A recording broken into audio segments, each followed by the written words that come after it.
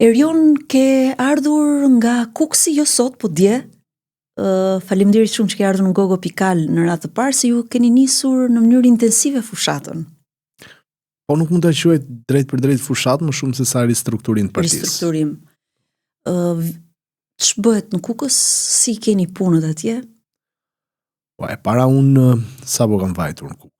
Dhe kur themi në Kukës, është qark Kuksit, që përfshin Kuksin si kryeqendër dhe patjetër Hasin edhe Tropojën. Unë vetëm një qark që e njoh.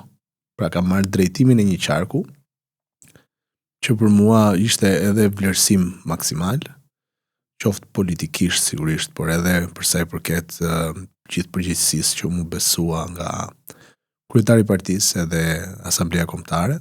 Unë jam deputet nga ata që sot i quajnë të rinj në mandatin e parë, dhe ti jesh deputet në mandatin e parë dhe pas 6 muajsh të besojnë drejtimin politik të një qarku, mendoj që ky është vlerësimi më i madh që mund të prisja politikisht, dhe për këtë sa jam edhe i lumtur, jam edhe i vetëdijshëm për gjithë përgjegjësinë që mbart sipër. Për më tepër që janë treva nga të cilat unë kam origjinën time, unë jam me origjinë nga Tropoja edhe të shkoj në kombinim interesant, Himara, Tropoja.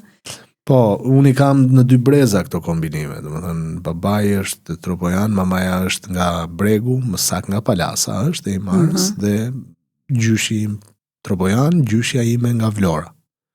Në dy breza jam i tillë. Por unë lidhjen me Tropojën e kam pasur gjithmonë që fëmijë, sepse gjithë njerëzit e mi kanë qenë aty, lidhja e prindërve të mi, por edhe gjyshit tim, i cili ka qenë mjek me profesion. Ka qenë shumë e madhe me zonën dhe ai ka qenë shkaktari që unë të isha i lidhur me zonën që kur isha 3 apo 4 vjeç, ku në shumë raste pushimet apo periudhat caktuara kohore I kaloj atje. I kaloj atje me kushërinj, me jem të xhaxhait e me radhë që kisha. Pjesë e madhe cilëve sot është në Tiranë në fakt, por ende patjetër që kam. Çfarë bën mend nga Tropoja? Dhe gjëra që mund të kenë ngelur. Gjëra që më kanë ngelur më shumë e më në mendje është distanca e largët.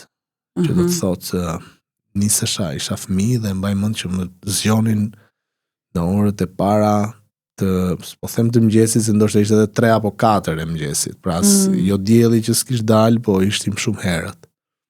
Ajo është diçka që më ka ngelur në mendje, sepse çohesha herët, hypnim në një nga ato makinat e mëdha dhe kryesisht tash me gjyshin edhe me gjyshen time. Shkonim për në Tropoj, rruga më duke e pafundme, sepse ka qenë një rrugë e vjetër qafës malit që i thonë, edhe kur mbërria në Tropoj, pastaj për mua ishte kënaqësi sepse ishte shumë larg qytetit edhe në koncept. Dhe atë kohë, në ato vite, unë kisha edhe stërgjyshen gjallë. Dhe më duke i çudi që merresha, isha djalë qyteti, që të merrej me bakti, që dilte në për male, në për fusha, ishte kënaqësi e veçantë për mua dhe kjo është diçka që më ka mbetur në mend. Nëse mund të pyes, unë jam 83. Unë jam 88. 88, domethënë unë jam më e madhe se ty, po kemi pasur fëmijëri të bukur edhe unë një pjesë fëmijërisë kam kaluar në fshat, me thënë drejtën. Unë kam lindur në një zonë si Skrapari që normalisht periferike në raport me Tiranën, po fëmijëri të bukur që nuk e shoh që fëmijët e kanë sot. Ka ndruar kohët në tërësi, por edhe stili jetesës e bën që sot mos të hyjë në sy diçka kollaj. Pra pritshmëritë e njeriut sot janë aq të mëdha, sa që nuk arrin t'i gëzohet gjërave të vogla. Mendoj që është kjo. Ne dikur i gëzoheshim shumë gjërave të vogla.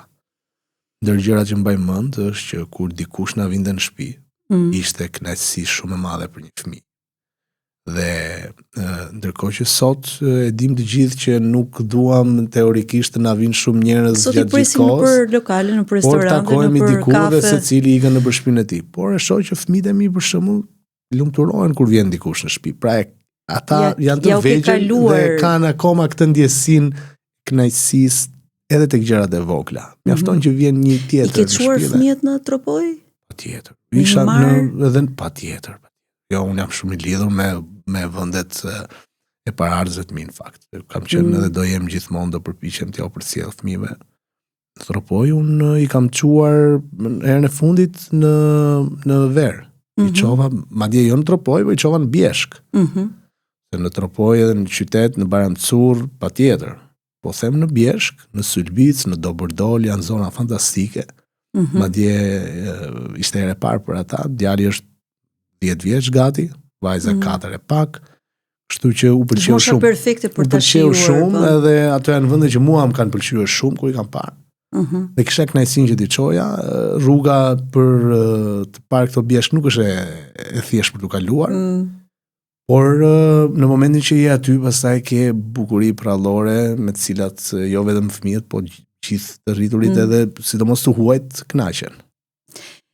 Mes cila është ajo diferenca shumë kurioze të di mes karakterit tropojan edhe njeriu të Bregut, pra të Himarës.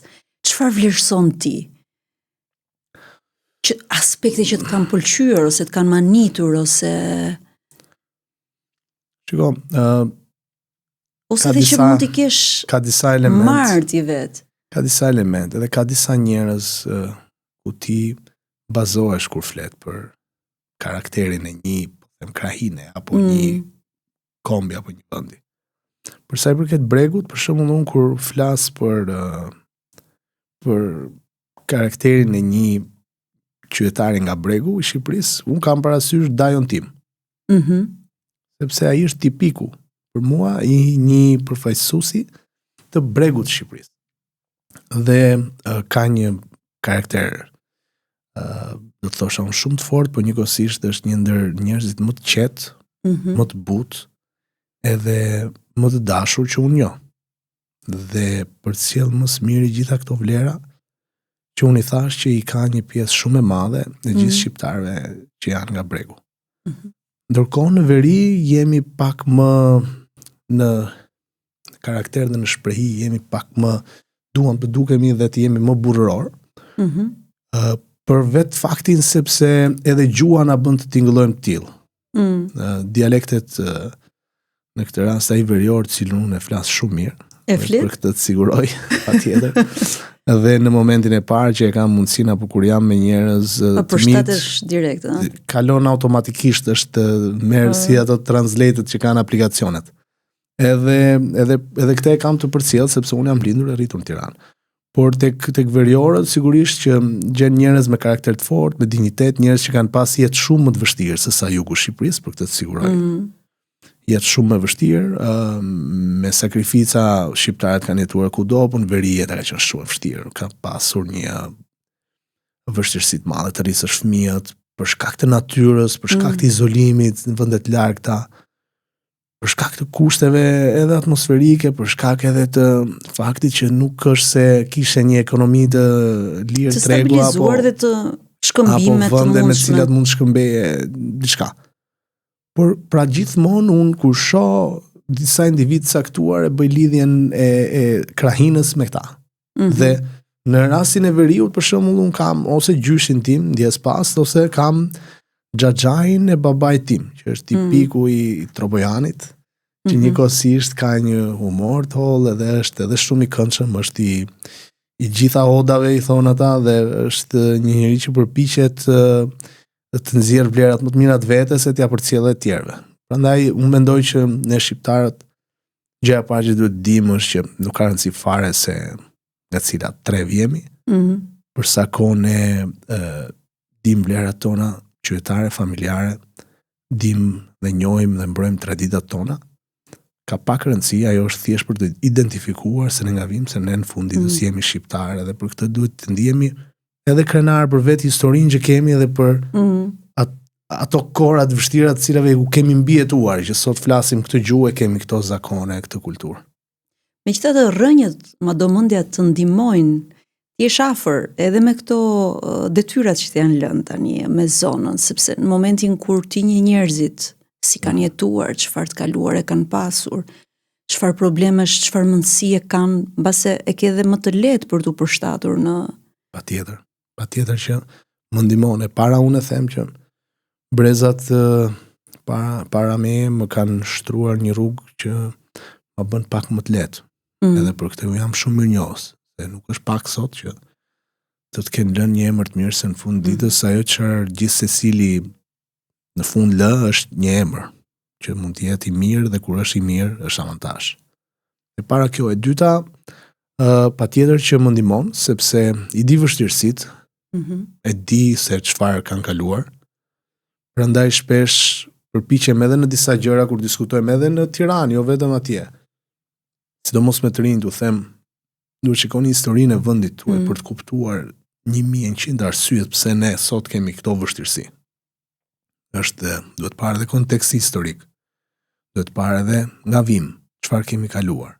Se ne bëjmë krahasim edhe me vendet e rajonit, por askush nga vendet e rajonit nuk ka patur njëherë 500 vite pushtim otoman e pastaj atë mbyllje dhe izolim dramatik që ne patëm për 50 vite.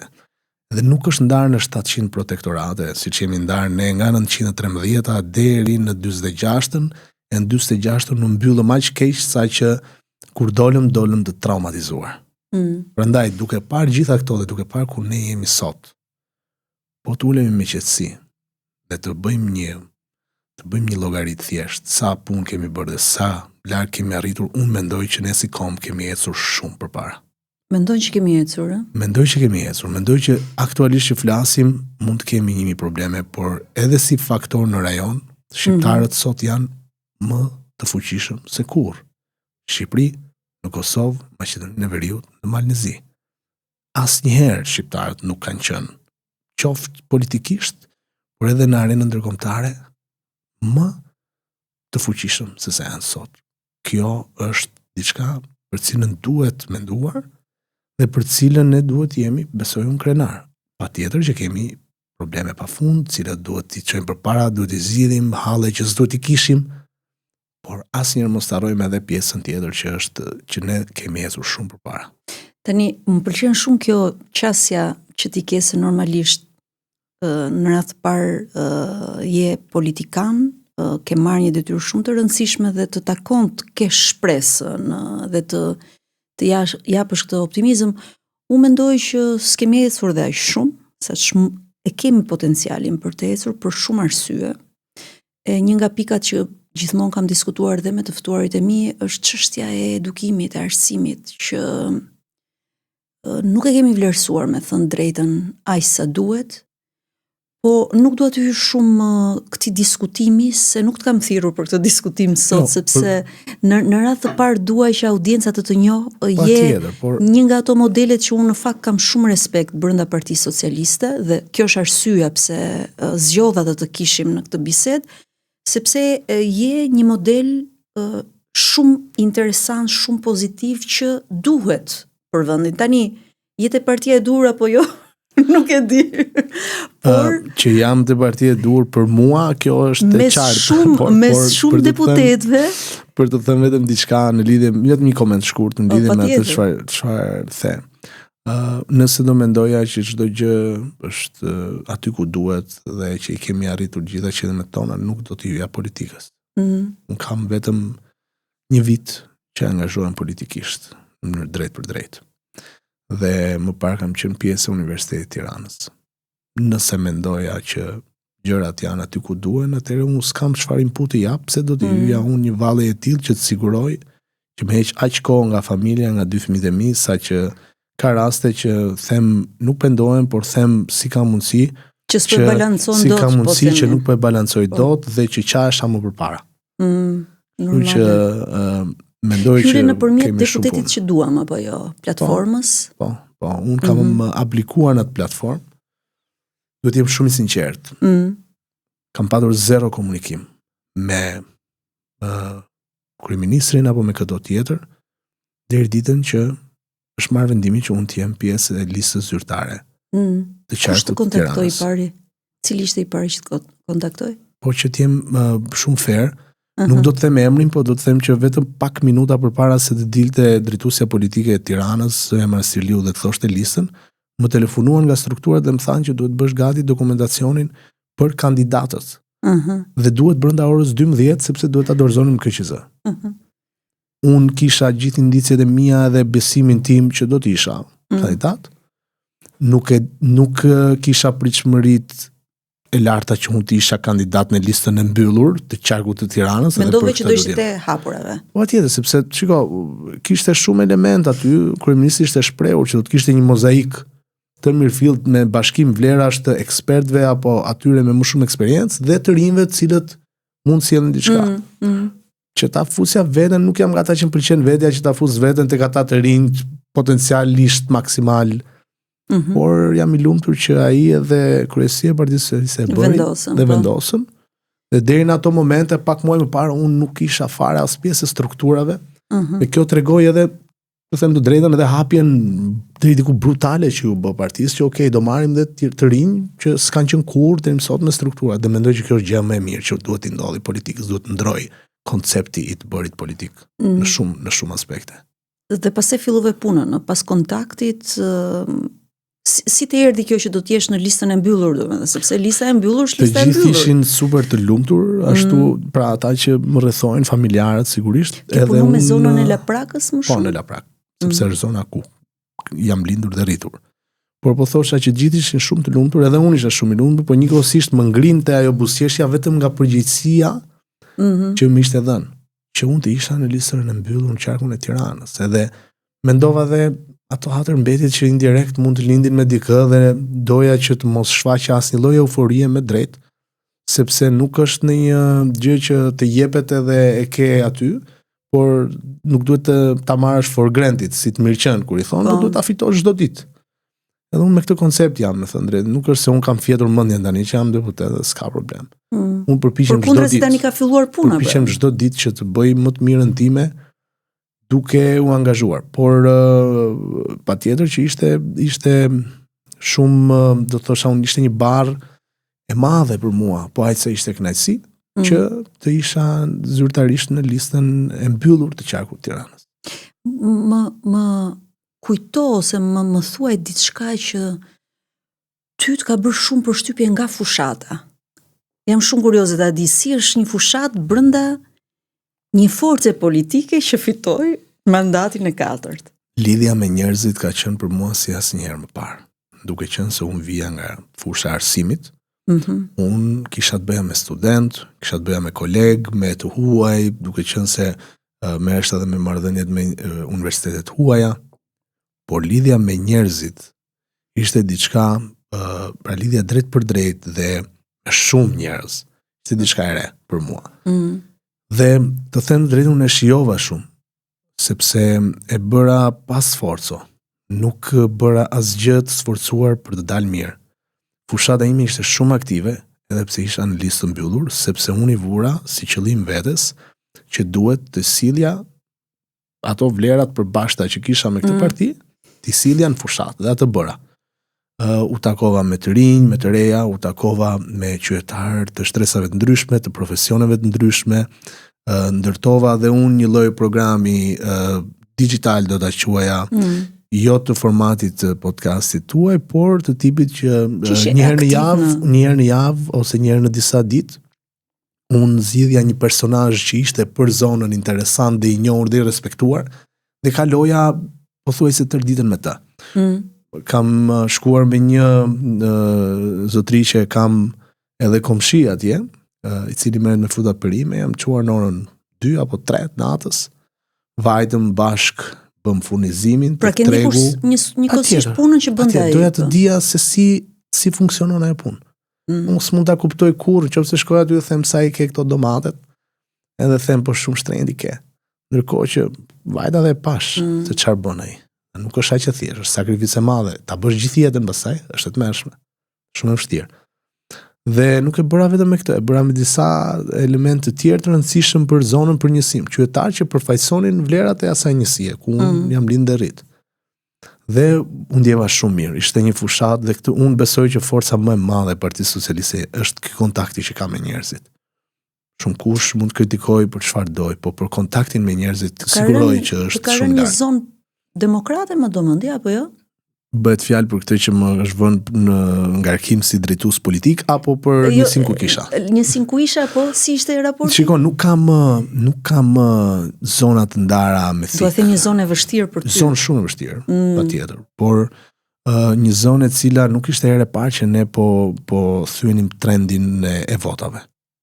Po ishte një zonë që deri në mos gaboj në 2017, në mos gaboj, nuk ishte thyer. Ka qenë njësia 11, ka qenë një njësi të cilën, të thash, nuk kam qenë i angazhuar politikisht atëherë.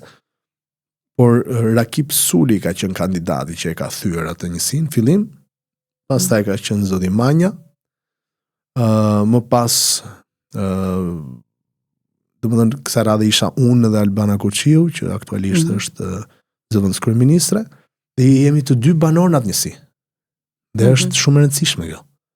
Pra, të kesh dy deputet që banojnë në atë njësi, që njohin njerëzit, që din problemet. Tani unë kam lindur aty dhe kur vinin ndonjëherë dhe u morëm dhe me këtë procesin e hapësirave, e lirimin e hapësirave publike. Dhe më thoshte ndonjëri që unë këtu kam kaq vite, i thosh shikoj mos më gënje mua se unë këtu kam qenë. Dhe unë e di që kur e ke, dhe çfarë ke, dhe çfarë është e jotja, çfarë nuk është e jotja. Unë mbaj mend atë rrugën e Spitalit Ushtarak që kur ishte me ca pisha të mëdha. Kështu që mos të thot njëri që patët këtu e kam pas. rezistencë për çështjen e hapësirave? Edhe patëm, por shumica kanë qenë vetëdijshëm që ajo pjesë që nuk u takon. Edhe pse ne për nga natyra që një njerëzore i merr gjërat për të mirë qenë dhe thot tani unë që e kam këtë e kam. Është e imja dhe pik, por nuk është ashtu. Është të gjithëve. Pse nuk si bën vaki që nuk merr njëri pronën e tjetrit, tu po merr vetëm pronën e shtetit. Se ka frikë nga tjetri. Atëherë duhet të kesh më frikë nga shteti për këtë, të jesh sigur që shteti është shumë i fortë se çdo individ tjetër nëse do. Por shteti nuk ka qëllim forcën me qytetarin. Nëse ti nuk e imponon në të gjitha format.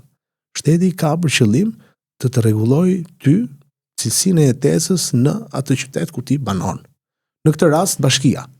Por edhe qeveria sigurisht nëpërmjet gjithë këtyre institucioneve tjera që shërbejnë për të qenë krah bashkisë edhe në lirimin e hapësirave publike. Është një betejë e madhe me të cilën unë personalisht jam angazhuar.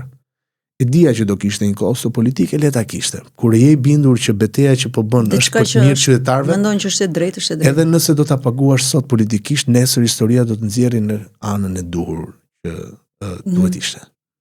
Ne çfarë mendoj unë për hapësirat publike? Në fakt jam rezervuar shumë për të dhënë një mendimin tim, por mendoj që duke hequr ato rastet e vështira që kanë ndërtuar, po themi, sepse bëhet fjalë edhe për bizneset që mund të kenë marrë kredira për të ndërtuar ato strehat e tyre jashtë, por mendoj që është një punë fantastike. Janë liruar shumë hapësira. Do me thënë, unë që kam edhe pak tendencën për qenë klaustrofobike, më shkrijuar një liri në qytet, por kjo nuk është se heq faktin që ka pasur dhe ndërhyrje selektive, nuk heq faktin që sa do të rregullohen këto hapësira, qyteti është me këta përbindshat shumë të lartë. Pra është një punë e mirë, por nuk është se kjo çliron dhe zgjidh. Unë mendoj që mund të ishte bërë një punë shumë e mirë me planifikimin e ndërtimeve, që është gjëja kryesore. Dhe ka pasur dhe raste selektive që ne shpeshherë kemi raportuar në media. Por në parim, ashtu si dhe çështja e këtyre monopatinave, unë mendoj që është fantastike. Por a mjaftojnë vetëm këto, që duket sikur janë kështu ndërhyrje estetike, por në fakt organizmi ka nevojë urgjente të hiqet apendiciti apo jo? Se po vdes njeriu. E kuptoj fare mirë se ku do të dalësh, edhe është një temë që e prekim shpesh edhe me qytetarët, se në fakt në fund ditës ne këtë bëjmë, diskutojmë me ta, dëgjojmë, marrim vesh dhe shqetësimet që kanë dhe pse i kanë. Dhe ti je sigur që në shumicën e rasteve kanë të drejtë të japin mendimin e tyre sepse ata jetojnë qytetin më shumë se kushdo. Tani, një gjë është pak po e sigurt që nëse nuk do të ishin liruar këto hapësira publike, nuk do ishte më mirë. Pra ky është një hap përpara, kjo është e sigurt. E dyta, nëse ka raste selektive, ky është gabim kolosal. Të vetme gjë që unë jam përpjekur dhe kam arritur ta bëj në njësinë që përfaqësoja dje, pra 11-ën, ka qenë që unë të sigurohesha që mos kishte asnjë lloj për zgjedhje të X-it apo Y-it, por e kam ndjekur edhe vetëm, kam vajtur vetë me ata që kanë lënë njoftimet për të bërë çmontimet. Plus që një pjesë të madhe të atyre bizneseve në rrugët kryesore i njihja. Jo se I kisha kërkuar votën, se unë isha të thash dhe në listë mbyllur dhe nuk kërkoja votë individuale, por kërkoja votë për partinë që unë përfaqësoja. Por sepse I kisha njohur më parë, pa I hyrë politikës, dhe kisha më të lehtë që unë bisedoja me ta dhe t'u thosha që shiko, I vetëdijshëm që kjo s'është e jotja. Duhet ta kuptojmë, është koncept qytetarie që ti të lëshosh diçka që s'është e jotja. Për më tepër kur ke zënë një hapësirë ku do të ecë dikush tjetër. Ne kemi rrugë sot pafund ku për shkak të edhe të keq planifikimit nuk kalon dot në trotuar. Me karrocë, me fëmijë nuk kalon dot në trotuar. E di edhe këtë se kemi syt në ballë dhe jetojmë në këtë qytet. Dhe jam shumë I bindur që duhet ishte bërë punë shumë më mirë. Domethënë ka gjëra ku duhet përmirësuar, ka gjëra ku ti fatkeqësisht sot nuk ndryn dot. Edhe po duash, domethënë është bërë për shembull një pallat që ka ardhur deri në atë pikë sa që pikërisht prandaj ta thash që duhet të gjesh formën që ta përshtasësh në mënyrë të tillë trotuarin që të jetë I aksesueshëm. Dhe nuk është e thjeshtë. Por të paktën ato ku rekuperohet, dhe që ne po bëjmë që po I rekuperojmë ato hapësira, kjo gjë duhet vlerësuar dhe duhet mbështetur. E njëjta gjë ju përmendët monopatinat. Monopatinat u kthyen në një burim aksidenti. Po diçka ka ndodhur Erion tani se kam vëzhguar me shumë kujdes Tiranën. Kanë lënë ato monopatina të rinjt dhe kanë marca motor biciklet, nuk e di se çfarë quhen. Po. Elektrik dhe janë më keq të rrezikshme. Këto janë elemente të reja që shfaqen tek njerëzit, që do të thotë më parë nuk e ke pas këtë problem, dhe duke qenë se ke patur, nuk e ke trajtuar. Tani që po të vjen si situatë, Azia për shembull I ka kaluar këto situata para 10 vitesh. Po. Ne këtu po I kalojmë sot, Europa I ka kaluar para 3-4 vitesh dhe I ka rregulluar. I ka rregulluar me ligj njerë dhe me rregullore. Që thotë, po, ti mund të ecësh, por mund të ecësh me këto rregulla. Po dhe ajo unë kam frikë që nëse nuk kontrollohet mirë, është e rrezikshme. Mi vajtur vetë në përvende qytetet e Europës, ke parë që ti shkon me një celular, e merr atë monopati, po ti nuk e njeh qytetin. Nuk e di se ku ecet, ku nuk ecet. Shkon nga Shqipëria, kujton se me monopat mund të hypësh në trotuar, nuk ke shans të hypësh në trotuar në Milano apo në Rom. Dhe të ecësh ti me monopat. Prandaj duhet një rregull strikt. Ndërkohë që ka njerëz që nuk e konceptojnë dot që mund të ketë rregulla për monopat. Apo për bicikletë. Jo, dua të them shumë mirë që janë hequr pra. Mirë pra, dhe këto kanë nevojë të rregullohen. Por në fakt nuk janë hequr se këta njerëz kanë marrë motorat e vegjël. Unë mendoj që ato duhen rregulluar, sepse heqja është një zgjidhje ekstreme që në këtë moment duhet dhe ne kemi ndërmarrë atë nisëm. Por zgjidhja perfekte do të ishte rregullimi. Por është qytetari pastaj që tregon se sa I përshtatet ti rregullimin. Nëse qytetari nuk I përshtatet rregullimit, atëherë kalojmë prapë në këtë masë. Kjo është zgjidhja dhe po e shohim që te njerëzit është zgjidhja. E kam parë dhe unë këtë fenomen, e shoh edhe në sheshet kryesore të Tiranës, që hyjnë edhe në zonat kombësore. Po. Hypin edhe me motora, hypin në trotuar. Po. Kjo është edhe çështje ndërgjegjësimi, se ne nuk do bëjmë gjithë policë që të zihemi me njerëz në rrugë. Kjo është çështje ndërgjegjësimi qytetar. Nuk ta ka fajin shteti ty se hypën njëri me motor në trotuar. Ama shteti do të marr masa. Erion, kam një pyetje në fakt që jam shumë kurioze ta di kur ti e kuptove që ishe I majt. E mban mend saktësisht apo është ndikimi nga babai, nga s'ka qenë ndikim nga babai. Dhe si e kuptove, domethënë, si doli në konkluzionin që je I majt? Shikoj, në Shqipëri, në fakt ne përgjithsisht votimet kanë qenë deri diku familjare, pra rrallë herë ndodhte që bashorti dhe bashortja të kishin dy mendime të ndryshme. Për dy parti të ndryshme. Pra të votonin dy parti të ndryshme. Pra votonin më vete, por ama kishin një lloj diskutimi para prakë. Patjetër. Ndërkohë që sot në qytet paktën, sidomos në Tiranë, nuk është një çudi e madhe që babai të mbështes një parti dhe vajza apo djali një parti tjetër. Por shpesh herë kthehet edhe në temë debati kjo. Po partitë politike nuk janë skuadra. Janë përfaqësi politike ku ti gjen veten mbi ide të caktuara, mbi politika të caktuara, për shembull partitë e majta janë më sociale, sigurisht nuk janë si djathtat në disa aspekte, por ti mund ta gjesh veten diku dhe babai jot apo mamaja jote te një tjetër. Unë personalisht nuk kam qenë i angazhuar, do të thosha, politikisht për faktin sepse eksperienca ime vetme ka qenë kur unë isha 16 vjeç, që babai im në atë kohë ishte kandidat për deputet në Tiranë. Më pas unë 18 vjeç jam larguar nga vendi. Dhe 19 apo 20 vjeç jam antarësuar në një lëvizje studentore të majt në Itali. Sepse grupi i shumë shokëve të mi, kryesisht italian, por dhe shqiptar. Çfarë lëvizje ishte? Ishte një lëvizje majt studentore. Edhe thelbi ishte që ne kishim kërkesa të caktuara për universitetin dhe e dinim që duke qenë bashkë ishim më të fortë. Na pëlqente ajo ide që mblidheshim, kishim një grup, shkëmbenim ca ide dhe ishte një lëvizje majt studentore. Ai ka qenë apo momenti i parë do thosha unë që unë vërtet kam filluar të merrem pak me një politik në mikro brenda universitetit. Të rebelizmit e protesta. Shiko, të gjitha këto, unë kam besuar dhe këto, por aty kam qenë aktiv.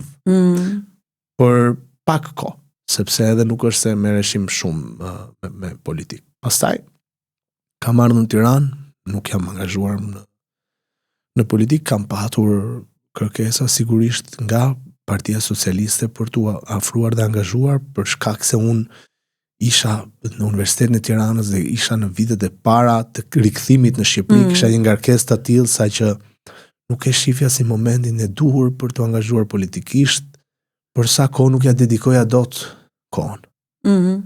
Dhe sapo isha bërë baba me djalin dhe më duket çdo gjë shumë e vështirë. Me kalimin e kohës pastaj erdhi një moment që unë i qëndroja asaj shprehjes që nëse nuk merresh me kur je i ri sidomos, po të gjithë. Nëse në një formë apo tjetër nuk merresh me politikë, vjen një ditë edhe merret politika me ty. Sepse politika vendos për shumë gjëra në përditshmërinë e një qytetari. Dhe erdhi një moment ku edhe ciklin tim në universitet unë e konsiderova si të ezauruar në një farë forme. Për kishe bërë në 10 vjeçar, po themi? 10 vjeçar dhe doja që të kisha një stimul dhe një eksperiencë tjetër dhe të them të drejtën, fati dhe puna e deshtën që të mesin gjërat në këtë formë, por sikur ta kisha shkruar vetë. Pra doja që të angazhohesha politikisht, të m'jepej mundësia, të ndryshoja ca gjërat, i bëja ndoshta më mirë. Dhe kam vetëm diçka tek e cila ndalem gjithmonë dhe e them pa asnjë lloj hezitimi. Sepse është i vetmi moment kur mendoj që apo pranoj që përpara kam paragjykuar apo kam gabuar në mendimin tim. Përpara në shumë gjëra thosha këta ose nuk, kushdo që ishte në qeveri, ose nuk din ta bëjnë, ose nuk duan. Se s'ka mundësi thosha ta lësh kështu vendin në ca gjëra. Sot që jam vetë aty, po të them që është shumë e vështirë se ç'duket nga jashtë, që ti realisht, ti dhe partia që përfaqëson apo strukturat të bëjnë ndryshimin në atë formë siç e mendoje kur ishe jashtë kësaj loje. Sepse ke vështirësi të ndryshme, ngërçe të ndryshme, procedura, qoftë kur si deputet i një zone kërkon një investim, ti kujton se i thua sot edhe për 3-4 muaj ata do vinë ta bëjnë, ajo është një gjë që do planifikim, pas planifikimi duhet aprovuar, duhet marrë buxheti, pastaj duhet bërë procedurat e tenderimit, edhe thon njerëzit ti na gënjeve, se para një viti e gjysmë na ke thënë që do bëj çdo gjë që të shtrohet kjo rrugë. Këto janë procedurat. Këto janë gjërat, po shko shpjegoja një qytetari, thot nuk më intereson fare, dhe me drejt nuk intereson. Thot ti ke thënë këtë gjë dhe unë të kam mbështetur edhe për këtë gjë.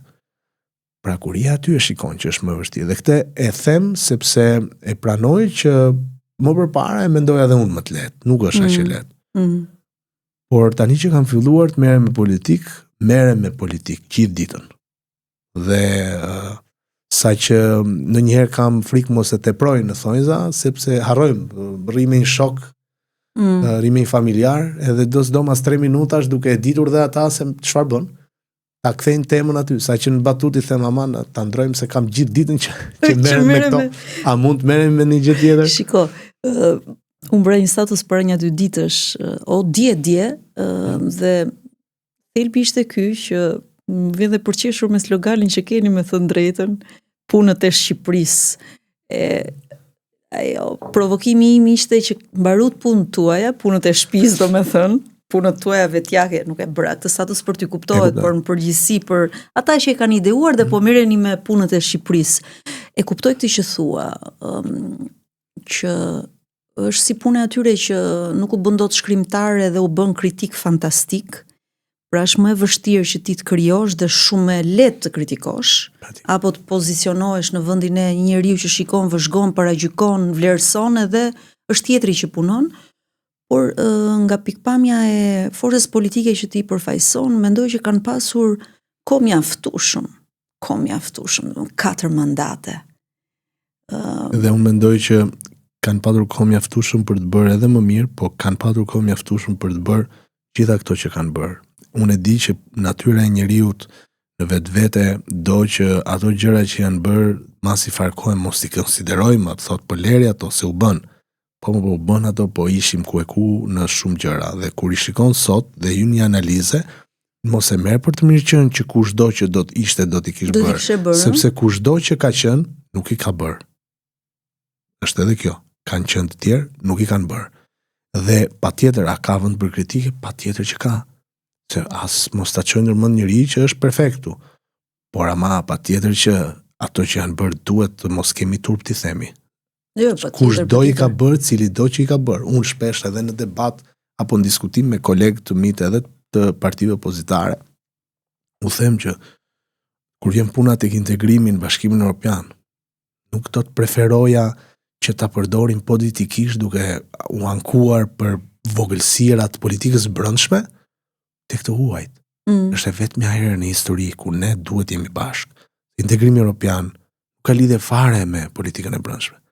Dhe përveç kësaj, tregon edhe një dëshpërim nga ana tjetër e një opozite që në fund të ditës fatkeqësisht nuk e ka fuqinë të bëjë politikë të brendshme dhe pret shpëtimin që t'i vi nga bota. Kjo është nonsens sepse bota ka punët e saj dhe ne na kanë monitorim për të na parë si do i bëjmë detyrat për integrimin evropian. Ama ky është moment historik për ne. A ka mundësi që të nglidhemi edhe kur takon një delegacion tuaj të thuash po ne këtu kemi 1000 probleme me njëri tjetrin. Ama kur vjen puna te integrimi i Shqipërisë Bashkimin Evropian, jemi të gjithë bashkë. Ndërkohë që shkon aty dhe nxjerr gjithë një parashikim Erion se kur mundet të hyjmë në Bashkimin Evropian. Ose kur do hyjmë? Nuk ka mund, por janë ato synime që ne kemi dakordsuar me Bashkimin Evropian, që të përmbyllim gjithë procedurat deri në fund të 2027. Ne po punojmë për ditë për atë dhe unë besoj që ne do t'i arrijmë. Është një punë e jashtëzakonshme. Deri tani unë kam vajtur 2-3 herë në Bruksel, unë personalisht, që s'kam bërë ndonjë shpikje të madhe, thjesht si përfaqësues i parlamentit, nga forca politike që përfaqësoj. Kam marrë pjesë edhe në disa komisione ku kemi diskutuar çështje të ndryshme. Ndërkohë që rreth në mos gaboj 800 deri në 1000 persona punojnë çdo ditë për çështje ndryshme që kanë lidhje drejt për drejt me integrimin në Bashkimin Evropian. Tani më shumë punë se kaq ne s'kemi bërë ndonjëherë për integrimin në Bashkimin Evropian.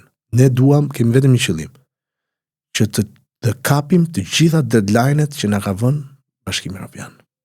Kjo është pjesa më e vështirë, për cilën do bëjmë maksimumin. Sigurisht do jetë një proces shumë i vështirë, do jetë një proces jo i lehtë për forcat politike, po dhe për qytetarët, sepse ne themi, duam që të hyjmë në Europë, por që të hysh në Europë ka ca standarde, të cilat nuk janë të lehta për t'u arritur dhe të cilat do prekin çdo qytetar. Se nuk do prodhosh dot më qumshtin siç e ke prodhuar deri dje, se unë kur erdha këtu rrugës e pashte edhe një që e kishte në krah akoma dhe thoshte do qumësht në bidon plastik. Nuk ekziston kjo gjë më. Sepse ti në momentin që hyn atë treg përbashkët, ti nuk kontrollohesh më dhe ato që do prodhosh do t'i kesh të kontrolluara në ekstremitet. Njëjta gjë me çdo gjë. Ka kapacitet qeveria juaj t'i kontrollojë.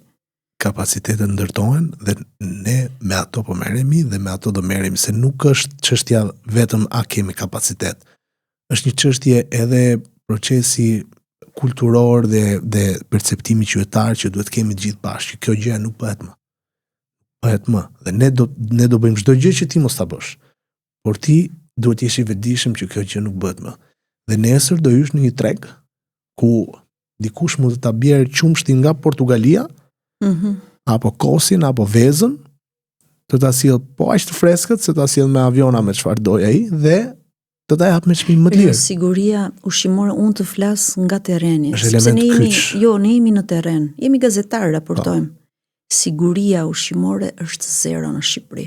Që do të thotë, ke pasiguritë e mielli që qarkullon në furra.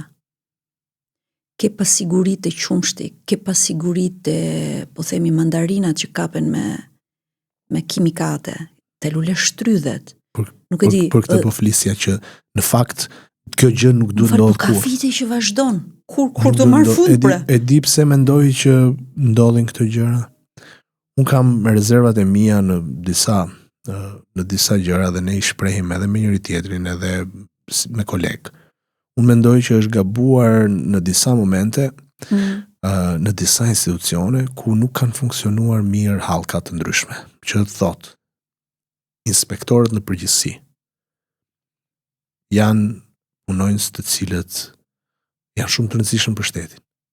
Ndërkohë që janë trajtuar, qoftë nga institucioni, qoftë nga vetë disa, jo të gjithë, janë trajtuar si profesione ku unë shkoj edhe aty ku dua inspektoj, aty ku s'dua nuk inspektoj. Jo, inspektori duhet të jetë një ndër njerëzit më profesional që ka shteti, sepse është në front. Pra ai verifikon çdo gjë, shikon që ti nuk ke standard, të ndalon, sepse ne po rrisim fëmijët këtu. Nuk i bën nder njeriu ai që lë, ku di unë, ato që përmendet ti, sigurisë ushqimore, të lërë prodhimin në kushte jo higjienike të një, ku di unë, produkti. Po, kur ai si përmarrësi thot ikse unë të heq nga puna, se s'ka shans ti të më bllokosh produktet e mia, të më vësh gjoba, atëherë inspektori ngelet vetëm. Apo jo? Nëse inspektori ngelet vetëm, fajin e ka ai që mendon se është zot në këtë vend dhe që komandon edhe inspektorin dhe atë që drejton inspektorin. Por unë prandaj të thash fillim që unë mendoj që me kohë ne po i ndryshojmë ca gjë. Unë jam ndër ata njerëz që jam shumë i qetë si natyrë, por njëkohësisht jam një nga ata njerëz që nëse vendos që të bëj diçka nuk kthehem mbrapa gjallë në botë. Ndoshta është një nga ato karakteristikat që folëm që parë për rrënjët. Por po të them vetëm këtë që unë për shembull nëse marr vesh diçka të tillë, ti je sigurt që bëhem copash që mos ndodh kurrë që një inspektor apo një qytetar apo kushdo të kërcënohet me vend pune apo me vogëlsira të tilla në 2026. Se konceptoj dot. Nëse unë e marr vesh për shembull, patjetër që e ndjek deri në sekondën e fundit se nuk funksionon dhe autocensura. Inspektorët e dinë shumë mirë se cilët janë lidhjet, po themi, të bizneseve me drejtorët e tyre ose lidhjet hipotetike të themi. E vetiu inspektori është si punë e kësaj që ndodh në media. Jo gjitha mediat janë të lira për të shkruar, për të raportuar dhe gazetari nuk është se kërcënohet nga pronari, po e di shumë mirë, po themi për X gjë, në Klan apo në Top Channel apo në ABC News nuk shkruhet, nuk raportohet dhe nuk shkon gazetari, edhe puna e inspektorit. Po nisë se nuk dua të ndaloj këtu ke shumë të drejtë që thua profesion që është shumë i rëndësishëm dhe duhet trajtuar me seriozitet maksimal, jo si një vend që hajde të çojmë një tani. Bie dakord shumë me ty që siguria ushqimore është shumë e rëndësishme, mjedisi po ashtu shumë i rëndësishëm dhe për standardet e BE-s. Gjithë ato kanë inspektor. Çështja është jo vetëm për të futur në BE, po për të rritur standardet e jetesës son. Po unë dua të kthehem pak te ai momenti kur ti u bëre deputet, kur u betove në kuvend. Ose të ndoshta edhe para se të betoshe, çfarë këshille more nga babai yt? Është personalitet, zoti Petrit është tashmë ambasador në Kosovë, ambasador i Shqipërisë në Kosovë, apo ashtu dhe nëna jote aktore, dy njerëz të njohur personalitete, që janë prindrit e tu. A more ti ndonjë këshill nga ta? Jam shumë kurioze të di. Patjetër, unë marr gjithmonë këshilla nga prindrit, nuk e kam për turp këtë gjë, sepse i pyes për diçka, pastaj tjetër gjë se sa mund të bie dakord apo sa mund të marr nga ajo, se shpesh ndodh që ndoshta nuk mund të ndajmë plotësisht një njëjtin mendim, po unë nuk pata nevojë ta pyes, më shumë më dhan këshillat që mund t'i jap çdo prind një fëmijë apo një të riu. Dhe kryesorja ishte që ta bëj këtë gjë me seriozitet maksimal. Edhe të jem i përgjegjshëm për sa kohë kam marrë përsipër që ta bëj. Tash kush i njeh prindrit e mi personalisht, e di që kjo është natyrë e tyre dhe unë as nuk po them në çudi, as po zburoj një gjë. Por unë jam rritur në një familje që nuk më ka mësuar që t'i bie rrugëve të shkurtra asnjëherë. Jam i shumë të rinj në Tiranë që pas disa vitesh jashtë kam marrë në Shqipëri, kam vendosur ta ndërtoj jetën këtu, kam marrë një kredi, kam blerë një shtëpi, nuk kam asnjë gjë të ndryshme nga pjesa më e madhe e të rinjve që jetojnë këtë qytet. Pra në jetën time unë kurrë nuk kam pas synim t'i bie rrugës shkurtër. Se kam lënë tani që jam 38 vjeç ta bëj këtë dhe as kam ndërmend ta bëj, se nuk hyn fare te synimet e mia dhe as te natyra dhe karakteri im. Pastaj tjetra është që sot jetojmë në realitet që është shumë i ndryshëm, qoftë edhe politikisht nga më përpara.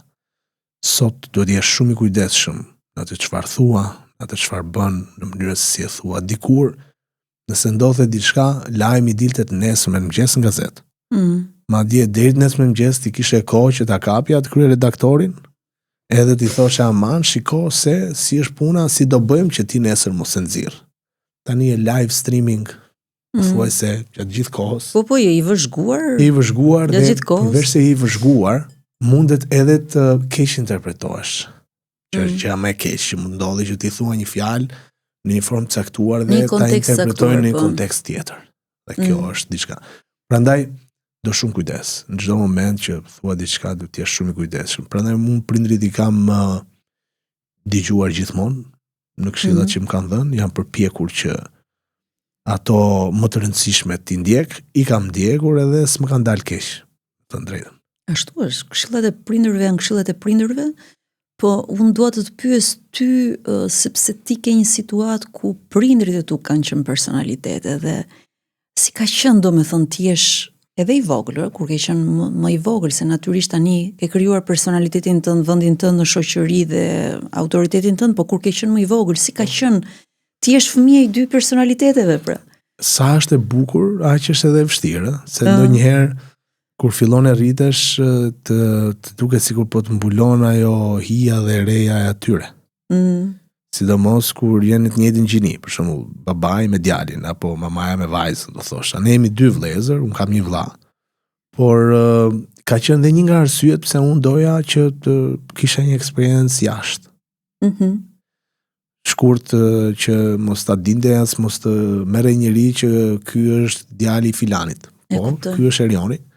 Edhe është ndjesi shumë e mirë. Tani unë e di që edhe sot shumë e kanë qoftë dëshirë, qoftë nuk e di qëllim, që të lidhin çdo arritje në jetë që un kam me faktin që un jam djali i filanit. Nuk më shqetëson kjo gjë, afar jam mësuar unë me këtë. Për sa kohë un e di që arritjet e mia janë arritjet e mia, pa e hequr asnjë pikë gjithë rëndësisë që ka. E thash që në fillim emri që të lënë prindrit, edhe edukata, edhe gjithë formimi që ti merr nga sakrificat e atyre, se si ka bërë një Nikolaj, por nuk më shqetësojnë se unë e di, e njoh veten dhe e di se si punoj dhe si jam përpjek për të qenë këtu ku jam sot, pa e cilësuar veten as më shumë as më pak se çdo njëri tjetër që kam përballë, por njëkohësisht e di që unë atë çon përpara, nuk të çon emri, sepse ti mund të jesh djali i kujdo në momentin që ti del në skenë dhe të shtyn dhe ti tregon veten, nëse nuk di, ta bësh është e dukshme. Nëse je i Zoti, është po aq e dukshme. Unë mendoj që jam në gjendje që të jem shumë i qartë kur përpiqem të paraqes diçka. Me këtë që po thua ke shumë të drejtë shumë raste në botë, po edhe në Shqipëri kanë treguar që dështimi ndoshta është më afër tek fëmijët, qoftë djema apo vajza e personaliteteve, kështu që për këtë të heq kapelen për arritjet, po si u ndjeve në Itali, u ndjeve plotësisht i lirshëm për të nga ky paragjykimi. Isha 19 vjeç, nuk më njifte njëri dhe unë njëkohësisht nuk është se njifja njëri, një botë komplet e re, ndërtoj e shtrove rrugën vet. Një jetë të re që nga mëngjesi deri në darkë kur duhet të regjistroje në emër tënd faturën e dritave, paguje ujë, drita, të merresh me libra të shkollë. Pavarësia është ndjenjë e jashtëzakonshme. Kisha ato unë kam studiuar edhe me bursë edhe me ndihmë nga familja, sigurisht, nuk ishin ato kostum, isha në një universitet publik. Por du të them që kisha ato lek, përpisha ti menaxhoja një muaj me zjatëtilja. Jo, kam punuar pak, kryesisht në fundjava, punonim disa shokë të mi po student, punonin në fundjava në disa restorante ndryshme si kamarier. Po. Dhe më thonë dhe mua, në fillim nuk shkoja, unë luaja futboll me një ekip aty në qytet dhe kisha ndonjëherë në një të ardhur shumë të vogël, minimale. Por pastaj ndodhi tjetra që unë u njoha me vajzën që sot e kam grua dhe që në atë kohë jetonte në Gjermani. Dhe duke qenë se më duheshin ca para më shumë për të vajt më shpesh, fillova të punoj në një fundjavë. Nuk kam bërë një sakrificë për këtë gjë fare, një punë shumë dinjitoze dhe e vështirë ta bësh, mendoj, profesioni kamarierit. E kam bërë disa herë, kryesisht të shtunave dhe dielave, vetëm. Por nuk kam punuar gjatë kohës që isha në Itali, kisha një bursë nga shteti italian, jo shqiptar, edhe ndihma që kisha nga familja dhe më tepronte. Po s'ke për sakrifica ke shku në Gjermani shpesher? Ato janë sakrifica personale që kanë të bërë. Apo ka sakrifikuar më shumë bashkëshortja që u kthyet në Shqipëri? Shumë më shumë ka sakrifikuar ajo. Unë s'kam sakrifikuar, po thuajse asgjë në raport me çfarë ka sakrifikuar ajo. Ajo ka ikur në Gjermani bashkë me familjen që në moshë vogël, 1 vjeçe pak, dhe është kthyer 24 vjeçe. E binde me mua këtu. E binde? Po, e binda me idenë që të kthehemi, sepse unë mendoj që në Tiranë qoftë profesionalisht për fushat që kemi studiuar, po qoftë edhe personalisht mund të jemi mund ta gjejmë veten shumë mirë. Dhe këtë bëm sakrificësh për atë, patjetër, se të jetosh në Gjermani, të rritesh atje, që nga kopshti çerdhja me radhë dhe të vish pastaj në Shqipëri se shkollaj. Prandaj nuk e krahasoj sakrificën time me. Çfarë thot tani, bëri mirë që u kthye? Si apo tani i kanë hyrë këto ethet e angazhimit tënd, se normalisht merr shumë kohë nga familja. Është shumë e vështirë për atë me 2 fëmijë, tani që un kam këtë angazhim, por në asnjë moment nuk ka pas asnjë hezitim që të shprehet se kemi bërë të 2 gjën e dur që kemi ardhur këtu. Absolutisht. Si është të rrisësh 2 fëmijë në Tiranë, Marion? Si mendon ti? A do ishte ndryshe po të rrisnit në Itali, në Gjermani, nuk e di? Këtë nuk di të ta them, a do ishte ndryshe, pa ajo që di të them është që unë përpiqem që të rris fëmijët e mi në një formë apo tjetrën, ashtu siç më kanë rritur mua prindrit, por me ndryshimet që sjell dhe koha. Tani unë nuk mund të pres që apo nuk mund të lë fëmijën tim të luaj deri në 7-8 darkës siç na linin ne, edhe të dalë ta thras nga balkoni. Po. Sepse kohët kanë ndryshuar, nuk është më e njëjta gjë. Tani i kemi në radar gjatë gjithë kohës, do t'i kesh në shikim gjatë gjithë kohës, se ti ndjekësh, nuk mund t'i lësh kudo. Por po i rris në këtë formë. Po përpiqem. Bashortja dhe unë, patjetër, se ajo më shumë se unë. Po përpiqemi që t'i edukojmë ashtu siç duhet, që gjë më e rëndësishme që dua t'i lësh një shkollim i mirë, një edukat e mirë, dhe për tjerat patjetër që do dalin një jetë vet. Do përpiqem që ti ndihmoj për sa kohë do duan, do kenë nevojë dhe unë do kem mundësi që ti ndihmoj. Qoftë moralisht, qoftë në çdo lloj forme, vetëm të jem krah, domethënë fëmijëve të mi, do doja që të isha gjithë jetën ashtu si çdo prind do donte. Por nuk është as e thjesht, as e vështirë. Është sikudo me avantazhe dhe dizavantazhe, me mirat, me të këqijat. Një gjë për shembull kur shkojmë shpesh në Gjermani, i them bashkëshortës, si duke qeshur, i them, shohim fëmijët atje lind dielli janë në zonë veriore, veri perëndimore të Gjermanisë. Edhe i them si duke qeshur, këtu lind dielli shumë vonë, i them, shikon fëmijët ikin në shkollë, është natë. Mund të shohësh fëmijën tënd tani me çantë krau që ecën në natë për të vajtur në shkollë, i them, shiko. Ka ky aspekt i mirë atje. Nuk krahasohet, Shqipëria është vërtet. Çështja e klimës njerëz është pa diskutuar. Klima është fantastike. Se e thash në formë humori, po për çështja e klimës është vërtet. Kur shoh domethënë fëmijët në, por patjetër që këtu nuk është e thjeshtë të rrisësh fëmijë. Kjo është pak po e sigurt, sepse ka vështirësi shkojnë në shkolla publike, në shkolla private? Jo, unë vajzën e kam në Kopësht, kurse djalin e kam në një shkollë private, për faktin sepse dhe Kopshti ka qenë privat dhe jam përpjekur kam ndjekur atë linjë. Unë personalisht kam qenë në shkolla publike. Nuk më shqetëson, pra jam përpjekur që t'i gjej djalit një shkollë ku për shkak se i kam edhe me 2 shtetësi. fëmijët, bashkëshortja ime ka shtetësinë gjermane dhe unë fëmijët i kam me 2 shtetësi. Unë jam i vetmi shqiptar pas një dokument tjetër në shtëpinë time dhe jam përpjekur që të gjej një shkollë që e para njerë të jetë ndërkombëtare, për vetë faktin se bota sot është ndërkombëtarizuar, pa i hequr asnjë pikë rëndësisë dhe vlerës që mund të ketë sistemi arsimor në Shqipëri, i cili unë mendoj që sado që ka probleme është përmirësuar, ka nevojë për shumë punë dhe për këtë jam i vetëdijshëm, madje është sfidë e madhe arsimi, është një sfidë e madhe. Jo vetëm për Shqipërinë, në gjithë botën arsimi aktualisht është në një udhkryqje dhe në një sfidë shumë të madhe. Arsimi i lartë njerë është në ditë shumë të vështira. Arsimi profesional ka filluar të rifitojë vlerat që kishte humbur dhe rëndësinë që kishte humbur. Por jam i kënaqur në këtë moment me formimin e tyre, qoftë qytetarë, se janë të vegjël për t'i gjykuar profesionalisht dhe për sa ko jam i kënaqur, s'kam asnjë shqetësim. Do të kthehemi tek Instituti Konfuci që ke drejtuar për 10 vjet? Po. Por para se të shkojmë këtu, dua të të pyes si është atmosfera brenda Partisë Socialiste, tani jam shumë kurioze të di. Ju ka rastisur ty si deputet i ri, po dhe një sër deputetësh të tjerë, një periudhë jo fort e mirë brenda Partisë Socialiste, duhet thënë. Apo ti nuk e ndjen fare? Nuk më shqetëson se e para njerë nuk e di për çfarë jo fort e mirë në shkuptim, jo fort e mirë, që ka diskutim dhe debat. Me një sër skandalesh, me një sër dyshimesh të jashtëzakonshme, kemi ish zëvendës kryeministrin tashmë që nuk është në detyrë, zonjën Balluku, kemi pastaj shkarkimin e zonjës Spiropali. Do me thënë, këto janë...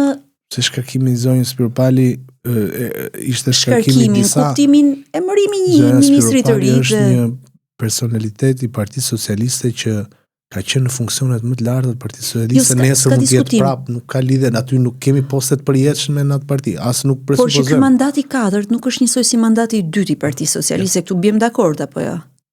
Asnjë mandat nuk është i ngjashëm me tjetrin. Unë mendoj që secili mandat ka sfidat e veta. Nëse ka vështirësi të caktuara, sigurisht që një parti politike tregon forcën edhe peshën që ka kur arrin të menaxhojë çdo lloj situate brenda saj.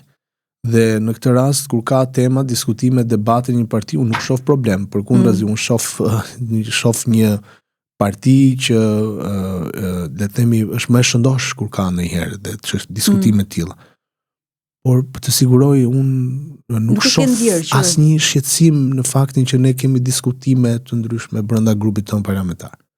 Por më tepër që ne diskutimet brenda grupit ton parlamentar i kemi i cilësojmë siç janë probleme apo çështje që diskutohen brenda familjes madhe të deputetëve, përfaqësuesve, pra të grupit parlamentar socialist. Ndërkohë që tendenca është hajde të bëjmë lajme dhe të nxjerrim ca gjëra nga aty. Shkone, do vazhdojmë të bëjmë lajme se mi media, patjetër gazetarët, por ne nuk jemi në këtë nivel shqetësimi që jeni ju. Që mirë, gjë e mirë, do me dhe keni mundësi të punoni për këtë Shqipëri, se keni nisur dhe me punët për Shqipërinë. Punët e Shqipërisë.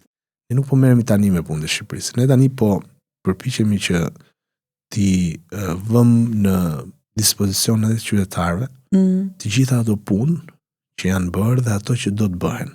Sepse ndodh diçka në media të ndryshme. Ka shpesh herë informacion sakt, shpesh herë dezinformim dhe në disa raste ka dhe keq informim. Kjo është gjë më e keqe që mund ndodh për një qytetar. Dhe është detyra jonë si përfaqësues të tyre që t'i qartësojmë, të ulemi me ta, t'i dëgjojmë dhe të diskutojmë siç po flasim bashk për çdo gjë që kemi bërë dhe çdo gjë që do bëjmë dhe çdo pyetje që ata mund të kenë. Ata mund të kenë pyetjen si këto që ju po më bëni mua, apo mund të kenë tema diskutimi të ngjashme me këto që po bëjmë ne. S'ka asgjë të keqe këtu. Dhe këto janë punët e Shqipërisë, janë çështjet që nga integrimi evropian, parësor për ne, që kemi trajtuar si elementin më të rëndësishëm. Vazhdojmë pastaj me gjithë politikat e tjera, që nga politikat fiskale, nga lehtësimet e ndryshme, nga mund të them përsa i përket zhvillimit të turizmit, paketa e maleve në zonat që unë tani përfaqësoj, apo çështje të ndryshme, nga më të ndryshme, dhe ne kemi bërë një program ku çdo javë do të shkojmë në territor, do flasim për çështje të ndryshme me qytetarët. Një javë është për integrimin evropian, një javë për ekonominë, një javë për këtë, një javë për këtë, në mënyrë që ne të jemi të qartë, të jemi të drejtë për drejtë me ta, të jemi transparent në komunikim. To janë punët e Shqipërisë dhe në çdo qark, në rastet kur do të kërkohet nga ne, kemi ndërtuar një kalendar ku me shumë mundësi do të vizitojnë të gjithë ministrat, qarqet e ndryshme, për të diskutuar edhe drejt për drejt me ministrin mbi politikat që prek ajo ministri dhe që janë të rëndësishme për atë qark. Pra, ky është komunikimi më i drejt për drejt që ti mund të kesh me qytetarët. Kjo është forma më e drejt për drejt për t'i dhënë atyre informacione saktë, sepse ndodh kjo që qytetari më thot mua, çfarë po ndodh me Bashkimin Evropian? Si është puna se ne i premtuat për na morët votat. Si është puna me Gjermaninë? I them çfarë puna është me Gjermaninë? Po ja, pra se Gjermania. Kush të tha ty, i them unë fal. Ty kush t'i thot këto? E kanë thënë në media, thot. Po më unë isha para 10 ditësh në Gjermani. Dhe isha pjesë e delegacioni që bëri një vizitë zyrtare të nivelit lartë në Gjermani. Ne takuam dhe ndërtëm mbi një orë me kryetaren e Bundestagut, parlamentit gjerman. Çfarë ju thanë? Dhe na dhanë mbështetjen që na kanë dhënë gjithmonë. Gjermanët gjithmonë. Takuam komisionin e jashtëm në parlament. Dhe na tha, ju plotësoni detyrat tuaja, mbështetjen tonë do ta keni. Takuam deputet të grupit misis Gjermani, Europë Lindore. Dhe na thanë që ne na keni në krah, plotësoni gjithë ato detyra për cilat keni dakordsuar me Bashkimin Evropian, Gjermania është krah jush. Atëherë çfarë është kjo? Ne kemi për detyrë minimalisht që të shkojmë te qytetarët dhe të themi, nuk është ashtu, s'është fare vërtet. Dhe duhet që ta bazojmë diku atë që e themi. Kam unë informacione ose ka vajtur ai atje dhe i kanë thënë. Po kush i ka thënë dhe ku ka vajtur? Domethënë është në njëherë ne shohim lajme, un kam parë lajme tragjikomike në disa raste, më lejo të ta them këtë. Kemi pasur mbledhje, kemi pasur mbledhje, jo, shiko, do të tregoj tani histori fantastike. Kemi pasur mbledhje në parti. Kemi dalë nga aty dhe me kryeministin mund të jemi ulur në një kafe. Përveç faktit që aty bëhet porosia dhe sigurisht nëse ne kur dalim kafe ne s'kemi më çfarë flasim se kemi folur në mbledhje deri para 1 minute, dhe aty është bisedë shumë e çliruar. Po. Vjen kamarieri, një djalë merr porosin dhe largohet dhe pastaj e sjell porosin. Kaq, nuk afrohet më njëri aty. Sepse nuk lejohet edhe të afrohesh. Pikërisht, është kryeministri me gardën e me. Dhe janë gjithë ministrat. Në darkë, 2 orë pasi kemi pirë këtë kafe mbas mbledhjes, në një studio televizive, një gazetar tha, unë kam informacion të saktë se çfarë është folur. Dhe tha, e kam marrë, tha, sepse ma dha një vajzë, më duket, tha, që ishte kamariere aty, që unë e kam patur studente, nuk e di. Aty nuk ishte asnjë vajzë kamariere e para. E dyta, informacionet që ai tha janë diskutuar në tavolinë nuk kanë ndodhur kurrë. Biseda ka qenë aq e çliruar sa që në momentet caktuara ne po flisnim për sport. Dhe të dalësh e të gënjesh qytetarët në këtë formë. E ti thuash informacion i sigurt se ma dha ajo që unë e kam pas studente. Çfarë kuptimi ka kjo? Çfarë kuptimi ka kjo? Atëherë ne duhet të dalim të nesmen dhe t'i themi shiko se s'është e vërtet? Jo. Ne s'mund të dalim sa herë njëri lëshon një shashk aty dhe thot çfarë doj. Ne kemi për detyrë me qytetarët flasim për ato gjëra. Po aman keni dhe për detyrë të trajtoni gazetarët mirë në konferencat e shtëpit. Gjithmonë duhet të trajtohen mirë. Unë jam i këtij mendimi. S'kam pas ndonjëherë mendim tjetër, edhe kam. Jo, e vlerësoj këtë te ty sepse sapo ta bën ftesën për të qenë në këtë bisedë, e pranove, gjete kohën dhe erdhe dhe është shumë e vërtetë ajo që ke thënë edhe në spotet e tua që do të ndërtosh ura komunikimi dhe bashkëpunimi. Patjetër. Të kthehemi te Instituti Konfuci, si ishte të punoje, domethënë instituti ka qenë në Universitetin e Tiranës, po. Në Universitetin e Tiranës ishte dua ta mua më ngarkua ajo detyrë, po mua më ngarkua ajo detyrë, në atë kohë rektori ishte profesori i nderuar Dhori Kule, të cilit jam shumë i njohës, që më dha besimin të ndërtoj nga pothuajse nga zero një institut që ishte themeluar në Universitetin e Tiranës, kishte pak muaj që funksiononte, po ishte në fillimin e tij. Më thanë unë besoj që ti e ke vizionin për ta çuar përpara, këto ishte diçka totalisht e re për mua, nuk isha të bëja fare. Ti kthesh nga Italia në atë kohë? Po, dhe nuk isha të bëja fare, kisha një vit që kisha ardhur në Shqipëri, punoja në një korporat të huaj këtu në Shqipëri. Dhe më erdhi kjo thirrje dhe thash, patjetër e mora edhe si sfidë, po edhe si diçka të këndshme. Doja që të merresha me akademinë. Po ishte diçka e re për të gjithë. Ndërkohë që unë kisha parë në vendet të tjera, kisha parë institutet ngjashme, madje edhe institutet Konfucit që janë në çdo universitet, pothuajse ka nga një institut, pra në çdo shtet, më fal, ka nga një institut të tillë, që është Instituti i Gjuhës dhe i Kulturës Kineze në atë vend, siç është këtu Goethe apo Instituti Italian i Kulturës e me radhë. Po ishte totalisht e re dhe unë si drejtori i palës shqiptare, se duhet theksuar që ka 2 bashkëdrejtorë, instituti një është i palës kineze dhe një është i palës shqiptare. Të dy këta caktohen nga universitetet partnere. Universiteti i Tiranës në këtë rast ishte me Universitetin e Pekinit dhe ata kishin drejtorin e tyre, unë isha drejtori i palës shqiptare. Mendoj që arrita të ndërtoj disa uralitse midis Universitetit Tiranës, po jo vetëm, unë kam mundësuar që universitetet ndryshme në Shqipëri, si ai i Vlorës, ai i Durrësit, ai i Gjirokastrës, të kenë lidhje të drejtë për drejta me universitetet ndër më të mirat në Azi që janë në Kinë.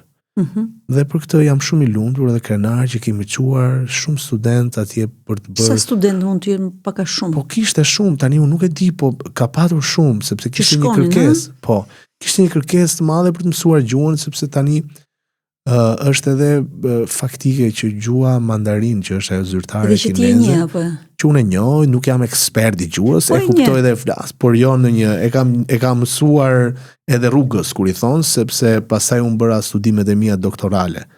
Atje në distancë, shumicën pothuajse gjatë gjithë kohës, pra periudha më e gjatë që kam qëndruar unë atje ka qenë 1 muaj, jo më shumë, sepse edhe vet tema për të cilën ishte doktoratura ishte mbi çështje që preknin Europën qendrore dhe lindore, pra duhet të qëndroja këtu, por të rinj shqiptar janë shumë të prirur për gjuhë të huaja. Dhe ndërto është dhe kjo gjuhë e cila tashmë është gjuhë e folur kudo në botë.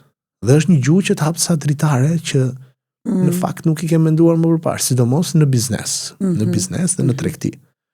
Prandaj ishin të shumt ata që shfaqen fillim interesin, por më e rëndësishme për mua ishte që unë t'i ndërtoja këto ura dhe t'i lija këto ura të ndërtuara midis universiteteve, sepse ato janë kanale komunikimi të drejtë për drejta, kur ti bën shkëmbime studentore, shkëmbime akademike, konferencat përbashkëta, dhe kjo është e rëndësishme. Ne duhet ndërkombëtarizimi i universiteteve është një nga elementet më të rëndësishëm për të ardhmen në një universitet. Prandaj unë kisha këtë qëllim, këtë gjë bëra gjatë gjithë kohës, mendoj që arrita ta bëj me sukses për sa kohë që të gjitha objektivat e mia i arrita. Dhe student kinez sillnit në Shqipëri? Jo më shumë dërgonim. Jo, po nuk ishte as në tagrin ton që ta bënim këtë gjë. Dhe studentët shqiptarë që shkonin atje nuk është si i dërgonim ne. Ne u mundsonim që ata të përgatiteshin për nivelin e gjuhës së dur dhe i lidhnim me universitetet atje. Pra kishim gjithë këto kanalet e komunikimit zyrtare. Por ne nuk çonim apo merrim dikën, nuk mund të ofronim bursa, nuk kishim asnjë gjë të tillë. Nuk ishte e thjeshtë. Të thash sepse ishte diçka e re për gjithë, por për sa kohë që ndrova aty, besoj që e kam bërë me seriozitet maksimal. Kam bërë më të mirën time, do ta kisha bërë për çdo gjuhë apo kulturë të botës. Është e vështirë gjuha mandarine? Nuk është shumë e vështirë për ta folur, është shumë e vështirë për ta shkruar. Që nuk është njëjtë me kinezëshën, ëh? Jo, mandarin është kinezërisht. Okej, në gjuhën shqipe. Ose do t'i thuash kinezisht, mund t'i themi kinezisht. Tani, mandarin është zyrtarja. Po. Kjo është gjuha kineze.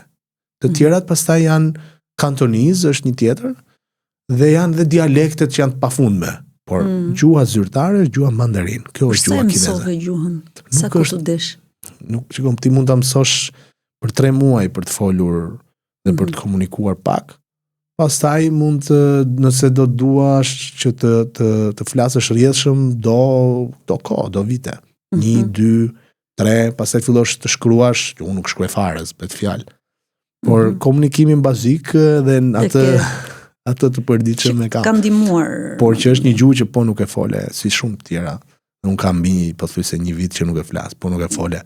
As vështirësi të mëshme, sepse nuk ke as ku ndesh këtu, nuk ke as me nuk është si italishtja apo gjermanishtja që mund të shohësh edhe një film edhe. Ashtu është, apo ashtu më shumë anglishtja. Po. Po ke qenë në Pekin?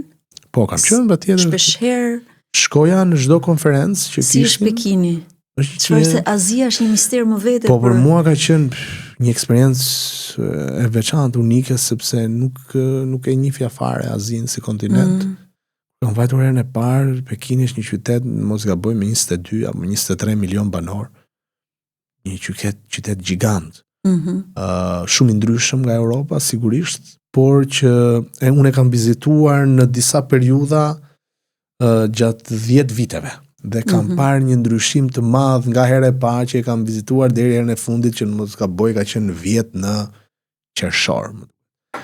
Përpara se të fillonte edhe mandati im si deputet, ne kishim një vizitë nga Universiteti i Tiranës dhe atëherë isha herën e fundit. Por kam parë ndryshim të madh në qytet, të tipit kanë bërë zhvillimi infrastrukturor, po, por ajo që kam parë më shumë është edhe fakti që është bërë edhe shumë perëndimor.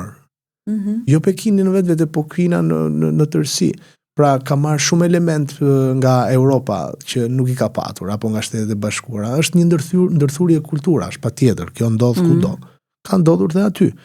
Pra qytetet tjera për shembull që për mua janë shumë të bukur, ndërtohesh edhe Shanghai, që është një eksperiencë tjetër unike.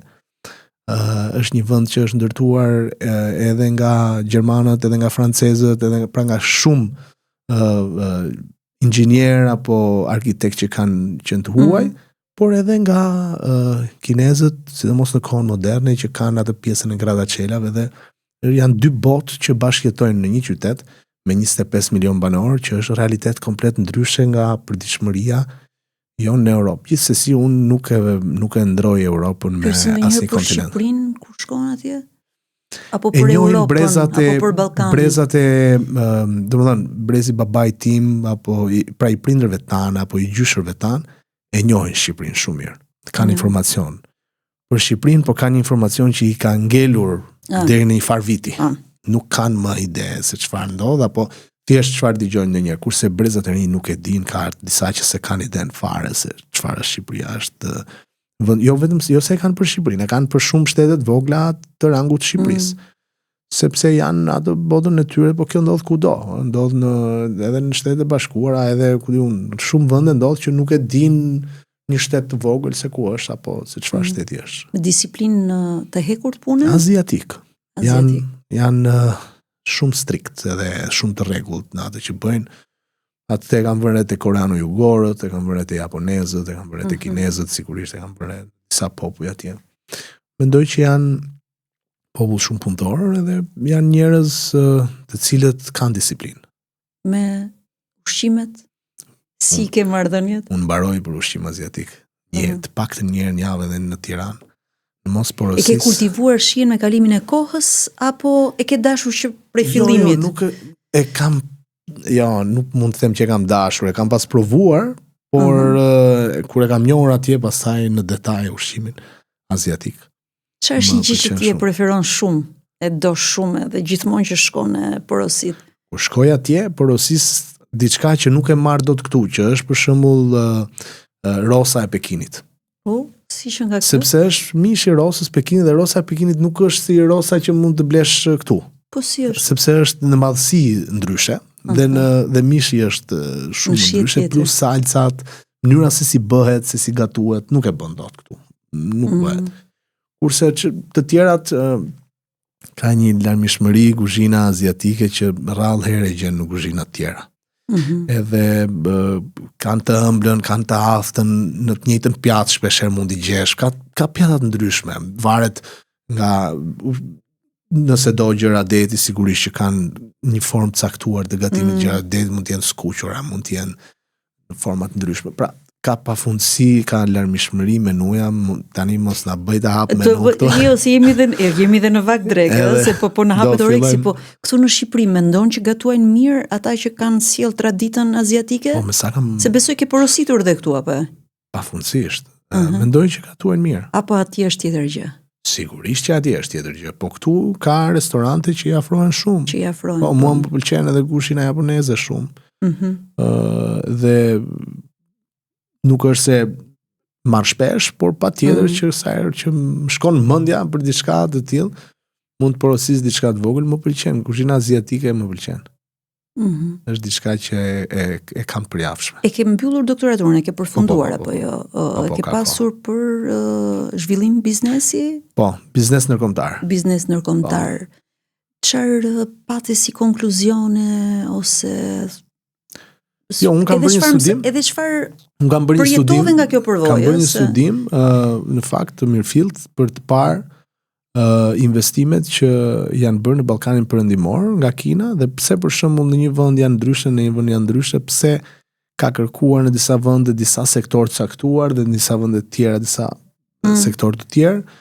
Dhe kam dalë në përfundimet që shpesh herë këto ndodhin edhe për shkak të marrëdhënieve politike që kanë shtetet caktuar, për shembull kam dalë edhe në sugjerimet që në vende si Shqipëria duhet nëse duan të investojnë, duhet të investojnë në fushat që kanë interes jo vetëm në çështje strategjike, sepse tani pozicionimi i Shqipërisë është shumë i qartë. Që është ai me Bashkimin Evropian dhe Shtetet e Bashkuara të Amerikës, partneri aleat i NATO-s ndërkohë. Pra janë ca gjëra që në Shqipëri nuk i bën dot ca investime që mund t'i bësh në Serbi, mund t'i bësh në Maqedoni, mund t'i bësh në Malzi. Në Shqipëri nuk i bën dot. Dhe duke qenë se nuk i bën dot, duhet biesh dakord që të bësh të gjëra të tjera normale që duhen bërë. Çfarë mund të bëjë në Shqipëri për shembull? Ka sektorë të ndryshëm ku ata mund të investojnë që të zhvillohet ekonomia, por nuk i kam hyrë specifikisht këtyre më shumë se sa kam bërë analizën se pse në një vend kanë bërë investime në infrastrukturë, në një vend në burime natyrore, në një vend dhe ku ka patur investime direkte, ku ka patur investime indirekte, ka qenë studimi. Ka qenë studimi mirëfillt akademik, nuk ka pas një qëllim caktuar për dalë një punënim caktuar. Po themi një plan strategjik ose plan biznesi ose Jo. Ka qenë një studim 5-6 vite rresht me materialet mbledhura në gjithë Evropën lindore, tek gjitha këto shtete që unë përmenda. Në rajon ku kanë investuar më shumë në rajon? Në Serbi patjetër. Në Serbi. Në çfarë sektor është më shumë? Po thuaj se në të gjithë sektorët kanë investuar në Serbi. Kanë ndërtuar edhe Ekurudha. Kanë ndërtuar kanë një tjetër partneritet. Kanë një tjetër partneritet që me ne nuk mund ta kenë dhe kjo është e qartë. S'ka asnjë çudi këtu. Ke ndërkohë një punë shumë të madhe, sigurisht përtej kuksit edhe punës që keni nisur për që në afër me qytetarët, po edhe brenda kuvendit. Si e gjendur ti këtë kohë në kuvend? A ka qenë fiks ajo siç e mendoje para se të hyje në kuvend? Për disa gjëra, jo. Nuk ka qenë. Mendoj që të punosh në kuvendin e Shqipërisë është privilegj. Sepse je ligjvënës. Që do të thotë, ti harton ligje për qytetarët e vendit tënd. Ka disa probleme që mendoj që duhen adresuar. Pikë së pari është fakti që deputetët duhet të kenë staf mbështetës. Shpeshherë dhe individual. Mund të kemi vetëm staf mbështetës si grupe parlamentare, për faktin sepse nuk ke kohën as luksin që të rish dhe të bësh ti ulëmtime që mund t'i bëj një asistent në mënyrë që t'jetë sa më i plot studimi dhe ndërkohë t'jetë sa më funksional. Unë jam ndër ata deputet për shembull që i drejtohem institutit parlamentar shpesh që të më ndihmoj me kërkime për çështje të ndryshme. Tani jam duke hartuar në plan të bëj një propozim për një amendim ligji dhe nuk mund të futem dhe të bëj kërkime vetë në internet apo në biblioteka pa patur një feedback nga ekspert apo profesionist. Çfarë ligji nëse mund të na i thuash apo akoma nuk jeni gati? Jo, akoma nuk e kam kristalizuar idem. Kristalizuar, jo, e kam të qartë unë se çfarë bëhet fjalë, sepse është një ligj që mendoj që do të prekte shumë qytetarë në Shqipëri, sidomos gratë. Dhe do të bëj një propozim, por para se të bëj propozimin, do t'ja propozoj grupit tim parlamentar. Patjetër. Mëse normale kjo. Po du të them, i drejtohem institutit parlamentar për këtë. Se ndërkohë në kuvend unë jam edhe pjesë e sekretariatit të kërkimit shkencor dhe bibliotekës në parlament. Dhe përpiqem dhe te kolegët që të fus këtë idenë që ne duhet ta përdorim institutin parlamentar, kërkimin parlamentar. nëse do diçka më të thelluar i drejtohesh atyre që t'i japin materialin, shohin vendet si motra, shohin Bashkimin Evropian. Kjo është mënyra si duhet punojmë, por ajo që vëre është që deputeti sot është ndryshe nga më parë, unë uroj që deputeti mos të shihet më si ai personi që kur vjen në zonë është zot i zonës. Deputeti është një qytetar që përfaqëson disa qytetar. Kaq. Bën punën e tij për cilën duhet jetë krenar se është i privilegjuar që ta bëjë, se flet në emër të shumë qytetarëve. Edhe njëkohësisht duhet jetë, për këto arsye që unë thash, duhet jetë model. Sepse sot na kanë mbytur modelet e gabuara. Qoftë të deputetit, por jo vetëm të deputetit. Tek të rinjt na mbytën modelet e gabuara. Modelet që duhet pasurohet sa më shpejt njëri. Modelet që duhet të bëj zhurmë kot që të bëhet protagonist. Modelet që duhet të marrë pjesë në X apo Y emision televiziv që të bëhet i famshëm. Këto janë modelet gabuara. Jo vetëm Shqipëri, në të shumë vendet botës, por këtu tek ne fatkeqësisht kohët e fundit këto modele kanë pasur prioritet.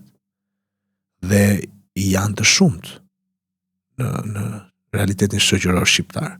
Dhe është detyra e ne të tjerëve, kufuz dhe veten, e shumë njerëzve që mund të jenë një model ndryshe, që ta luftojmë atë model. Ta luftojmë për sa kohë ne besojmë që ai nuk është modeli i duhur, se për disa ndoshta ai është modeli i duhur. Perfekti, po. Por nuk është ai modeli i duhur, sepse e ka treguar koha, historia dhe vendet e tjera të botës që nuk është ai modeli i duhur. Se të shohësh sot një të ri që është pasuruar shpejt në një formë të gabuar, e ta marrësh model, duke harruar që ai është një, ndërkohë që 1000 të tjerë si ai janë duke vuajtur dënime të caktuara për ato arsye, atëherë diçka s'ke kuptuar.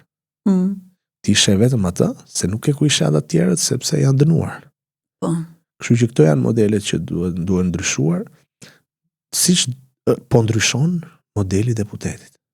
Deputeti nuk është më një njeri që vjen aty dhe ka në dorë çdo gjë edhe vendos apo cakton. Jo më fare, nuk do të jetë ashtu fare deputeti, s'ka punë të jetë ashtu.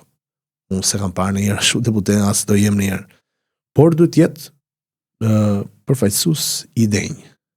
Patjetër duhet jetë politikisht i fortë. Se ndryshe të rrofshin parimet kur ti nuk çan dot për ata njerëz që të çajnë hallin ty. Për çështjet e ritheksoj, sepse kjo është diçka që duhet ritheksuar, për çështje madhore dhe për çështje që prekin përditshmërinë e qytetarit. Jo vetëm çështje individuale. Kam unë këtë hall. Ajo është e mirëkuptueshme dhe patjetër që duhet të jesh në krah dhe për atë. Nuk diskutohet, por të paktën një herë, 2 herë, 3 herë duhet të ketë edhe sa çështje që dakordsohen të gjithë. 20 qytetar bëhen bashkë dhe thonë na shton një linjë autobusi. Ose shiko se këtu kemi probleme me këtë. Nuk mund të jenë më vetëm individuale, se unë djali i xhajës tim punon këtu, është ashtu. Ky është modeli që na kanë trashëguar ne dhe tani kur ne i themi ç'është ky muhabet, unë s'merrem me këto gjëra. Ai thotë ç'a deputeti që nga ky. Jo, ky është deputeti, nuk është ai që ka qenë përpara. Dhe prandaj un jam edhe pro asaj idesë që po diskutojmë, edhe të shohim sa të realizohet, që duhet të ketë më pak deputet. 140 deputet. 100 janë mjaftueshëm? Po mendoj që janë mjaftueshëm për disa arsye, sepse ka të tjerë njerë, ka struktura që merren me qytetarin, me problemet, me gjitha, që mund të punojnë për një deputet. Po jo deputeti është zot edhe vetë zgjidhin çdo gjë, nuk bën dot një.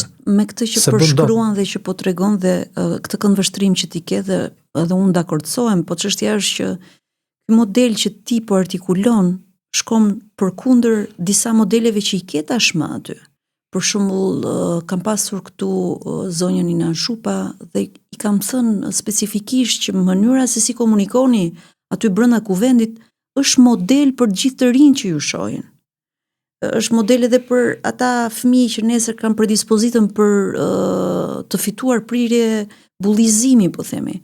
Kështu që ti shumë mirë që beson te kjo dhe unë jam plotësisht dakord se ky duhet jetë modeli, po sa e ke të lehtë të mbijetosh në atë terren shumë agresiv, pra të komunikimit edhe të përplasjeve do mbjetosh pa kaluar asnjë vit kuqe tënden, pa dal nga kjo kornizë që unë thash. Që unë dua të qëndroj kësaj kornize, nëse do duhet vete në ekstremitete të vijës kuqe, do shkoj pikërisht për të mbrojtur këtë standard të qenit deputet, pa e kaluar vijën e kuqe, sepse unë nuk dal nga vetja se do doj dikush tjetër. Cila është vija e kuqe për ty, se dhe kjo është shumë subjektive, por dikë tjetër është diçka tjetër vija e kuqe. Pikërisht pra ti arrin ta dallosh dhe apo ta ndërtosh vijën e kuqe në bazë parimeve tua dhe të mënyrës se si e percepton ti deputetin, që për mua është siç ta thash deri në këtë moment. Dhe nuk është diçka që ndahet me thik, por është diçka që ti deri në një moment caktuar e di që deri këtu është limiti. Dhe nuk mund të bësh aventura as të reagosh ndaj çdo lloj debati, fyerje, sharje që mund ndodhi. Mua mund të vi njëri edhe të më shaj në rrugë, po nuk do t'i kthehem ta shaj.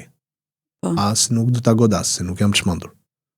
Këto janë gjëra që kjo është vija e kuqe, po këto janë gjëra që vija e kuqe, po i ke parë nëpër komisione dhe në seancë plenare ti. Pikërisht për ne po ta them dhe unë. Para 10 ditësh kam qenë unë aty që njërin nga opozita e kam bllokuar nga të dyja duart, sepse nuk e dija çfarë po bënte, po lëshonte të thash sa të godas në njërin, po e bllokoj. Dhe në një moment caktuar i thash çfarë po bën. Po. Dhe domethënë gjithë debati ishte i atill sa që e vetmja gjë që mund t'i thoja ishte çfarë po bëni, çfarë doni këtu. Ishte një koleg i opozitës, pak rëndësi ka që erdhi aty në formë proteste, nuk e di se çfarë donte të bënte, por që na u drejtua, domethënë sjati duart te ne. Sa të ri unë të mendoj se çfarë do bësh ti, se ti mund të jesh në atë botë, e kupton? Po. Unë të paktën nuk bëj asgjë tjetër vetëm të bllokoj dhe të them mos bëj ndonjë budallëk të rriti trurit se je model këtu.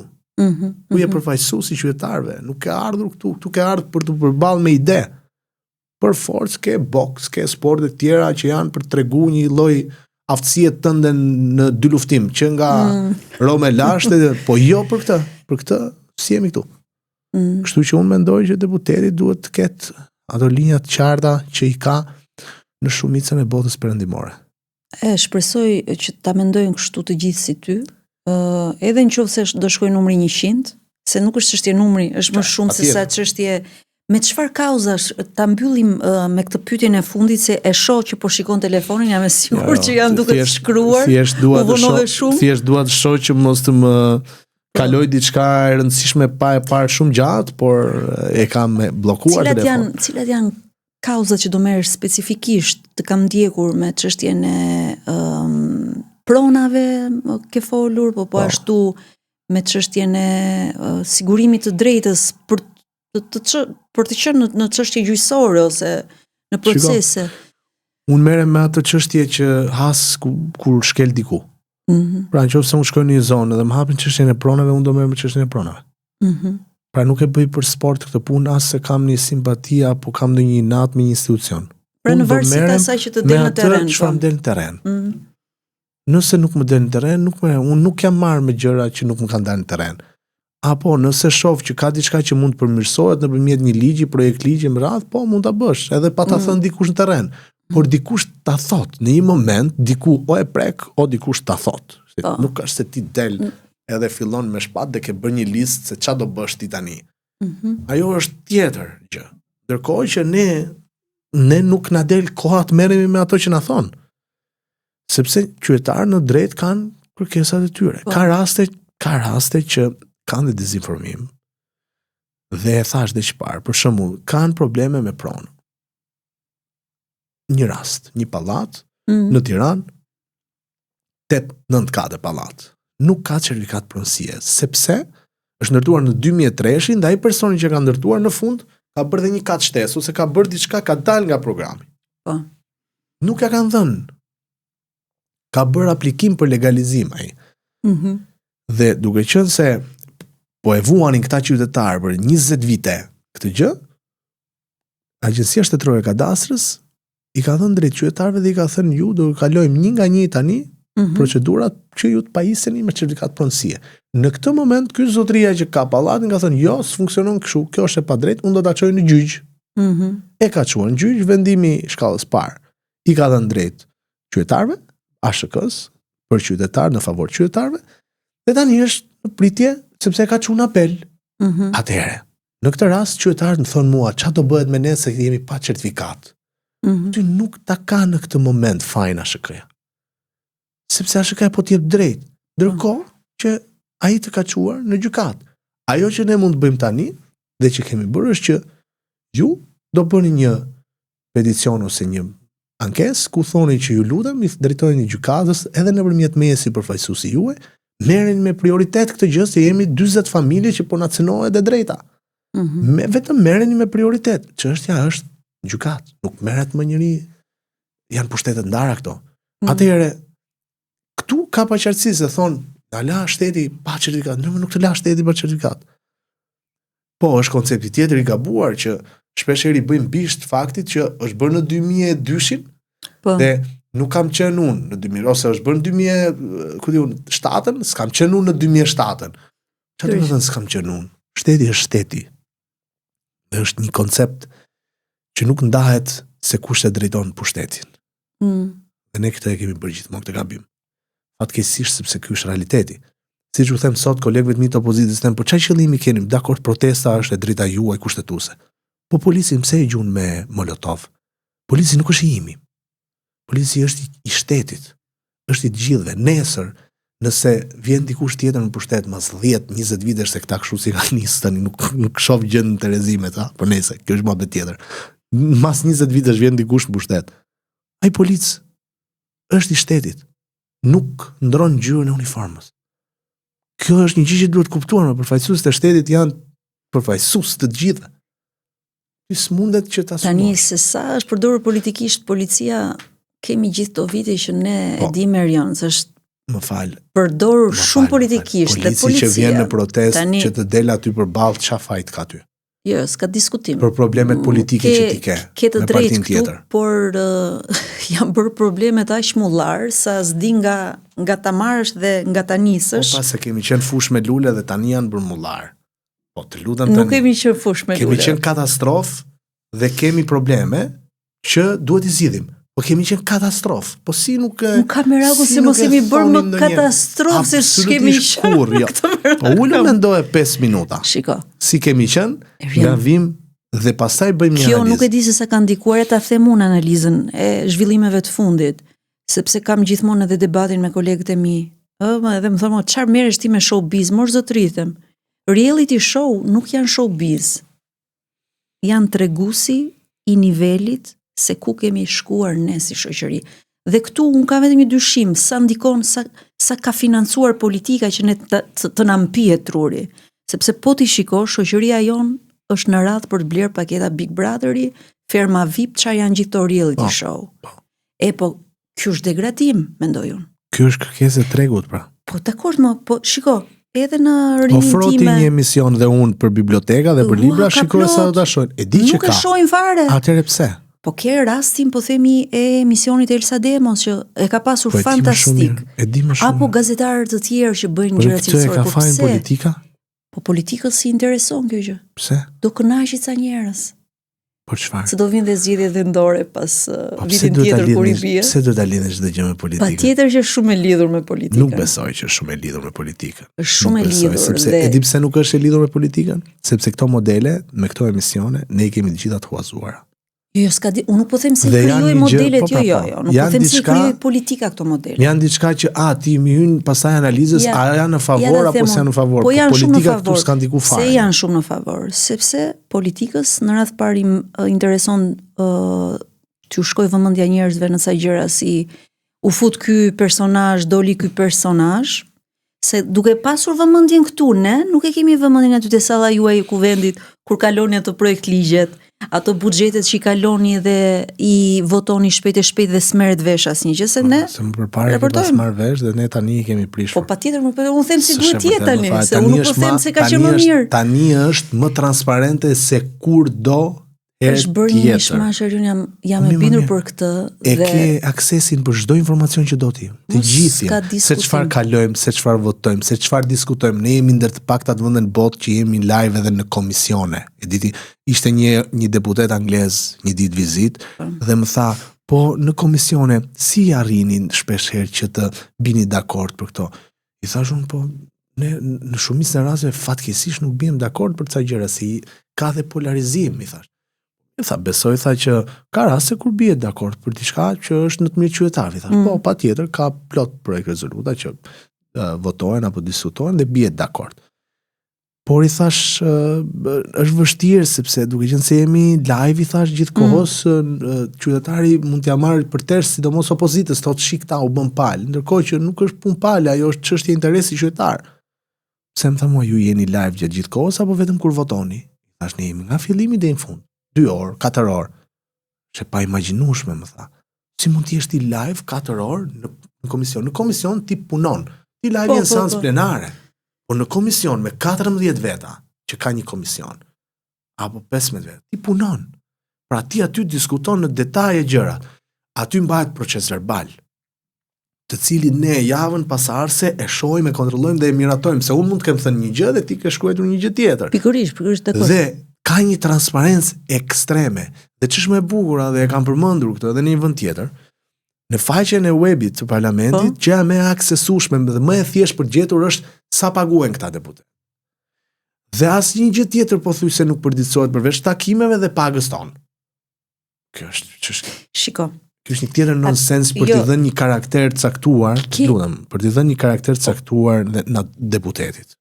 Ta thash pra që konceptet e gabuarat më parshme i kemi mbajtur shablon dhe pak rëndësi ka tani që ka ardhur Erioni tani do t'i vëmë ne gjithë rrobat dhe gjithë petkun e atij që ishte përpara. Se ti s'mban përgjegjësi për atë që s'ke bërë ti më përpara, po shiko, në emër të digitalizimit, kësaj transparencës digjitale, është abuzuar aq shumë sepse kjo që ti e quan transparencë dhe unë jam shumë dakord, shumë gjëra janë publike, për shembull dje unë bëra një shkrim lidhur me një projekt ligj për agjensinë e shërbimit në arsim, e cila ishte qendër, po transformohet në agjensi, me ndikimin e Fondacionit Shqiptar Amerikan për Zhvillim ADF, dhe pajtimin e ekspertëve nga ta dhe propozimin për këtë gjë, dhe këto projekt ligje, këto drafte, konsultimet po ashtu i gjeta publikisht, s'ka diskutim, i gjeta nëpërmjet hapësirës digjitale. Po ama transparenca nuk është domosdoshmërisht e barabartë me llogaridhënie. Shiko konferencat për shtyp të kryeministrit tënd, edhe kryeministrit tim, kuptohet. Edhe se sa përgjigjet të gazetarët.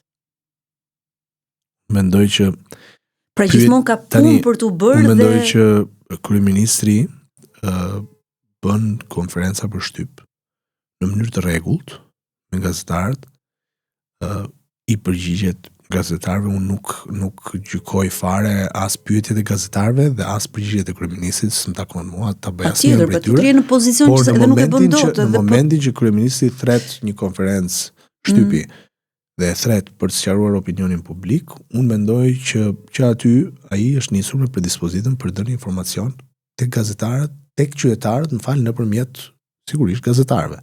Dhe këtë gjën e kam parë të ndodhi rregullisht. A ka debate, diskutime? Patjetër që ka, por kjo gjë nuk mund të ta analizoj unë, sepse nuk ka kuptim që ta analizoj unë. E dyta i qëndron dhe asaj tjetrës që ti mund të kesh një pyetje dhe mendon që nuk morë përgjigjen e duhur, por ai tjetër mendon që të ka dhënë përgjigjen e duhur. Dakord, po. Prandaj, ky është dhe çështje pak perceptimi. Ashtu si te kuvendi ka pasur raste kur gazetarët janë bllokuar për të aksesuar mbledhjet caktuara apo pra është gjithmonë kjo lufta e vazhdueshme që ne do kemi me pushtetin, Më shqetëson fare se unë s'kam një gjë njëherë për të më shqetësuar. Po kur gazetari vjen edhe vetëm të ruan me kamerë se ti mos ngre kokën lart ose mos merr celularin ti, të filmon në mesazhet që ti ke po. Gjithë gjërat private që ti mund të flasësh me nonën, me babën, për këtë ke shumë të drejtë. Me gruan tënde, më fal, kësi të duket normale ti. Ke shumë të drejtë. Jo pra, duhet të ketë një rregull për këtë.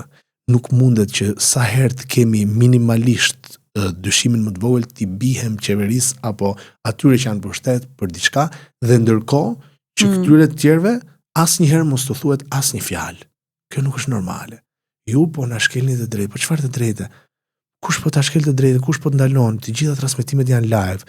Ti futesh aty dhe filmon, regjistron në fillim të seancës, ka momente të caktuara të ndryshme kur ka çështje të rëndësishme kur prapë i fusin. Sa kush i ka ndaluar?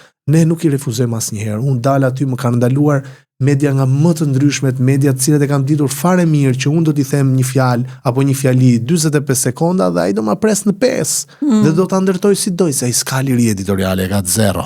Unë kam dhënë aty në respekt qytetarëve, ja kam dhënë përgjigjen. Por edhe kam mësuar që ka raste që nuk do t'ja japësh. Sepse unë kam dalë aty, kam thënë diçka, jo më ma ka nxjerr komplet nga konteksti. Më ka pyetur për diçka, i kam thënë, po nuk besoj që është kështu, po mirë, po sikur të jetë, po të jetë ashtu, kam thënë, po unë mendoj që është gjë më e mirë që më ndodh. Ata e kanë hequr komplet pjesën, e kanë thënë, po duhet ndodhi, është gjë më e mirë. Domethënë, këto janë gjëra jo profesionale, e para. E dyta që duhen ndaluar sepse nuk i bëjnë mirë fare le të themi komunikimit me qytetarin. Jo, vërtet është. Jam shumë dakord që jo të gjithë ne në këtë treg jemi profesionist, por ka dhe nga ata... Kjo është çështje profesionisti, kjo është çështje e lirisë editoriale, kjo është çështje e pronarit medias, që të nis me atë qëllim. Pronari medias të thotë shko, edhe kape, edhe shif mos i gjen një gjë. Kjo nuk është gazetari. Kjo është varfëri mendore, kjo është varfëri mendore, shpirtërore, zotësi e ulët për të qenë faktor në ca gjëra, po ti profesionist si e s'ke përqenë kurrë, nëse ti e percepton gazetarin kështu. Përkundrazi. Duhet të kishe bërë akademi në çobenve që ne se kemi më, por duhet ta kishin bërë.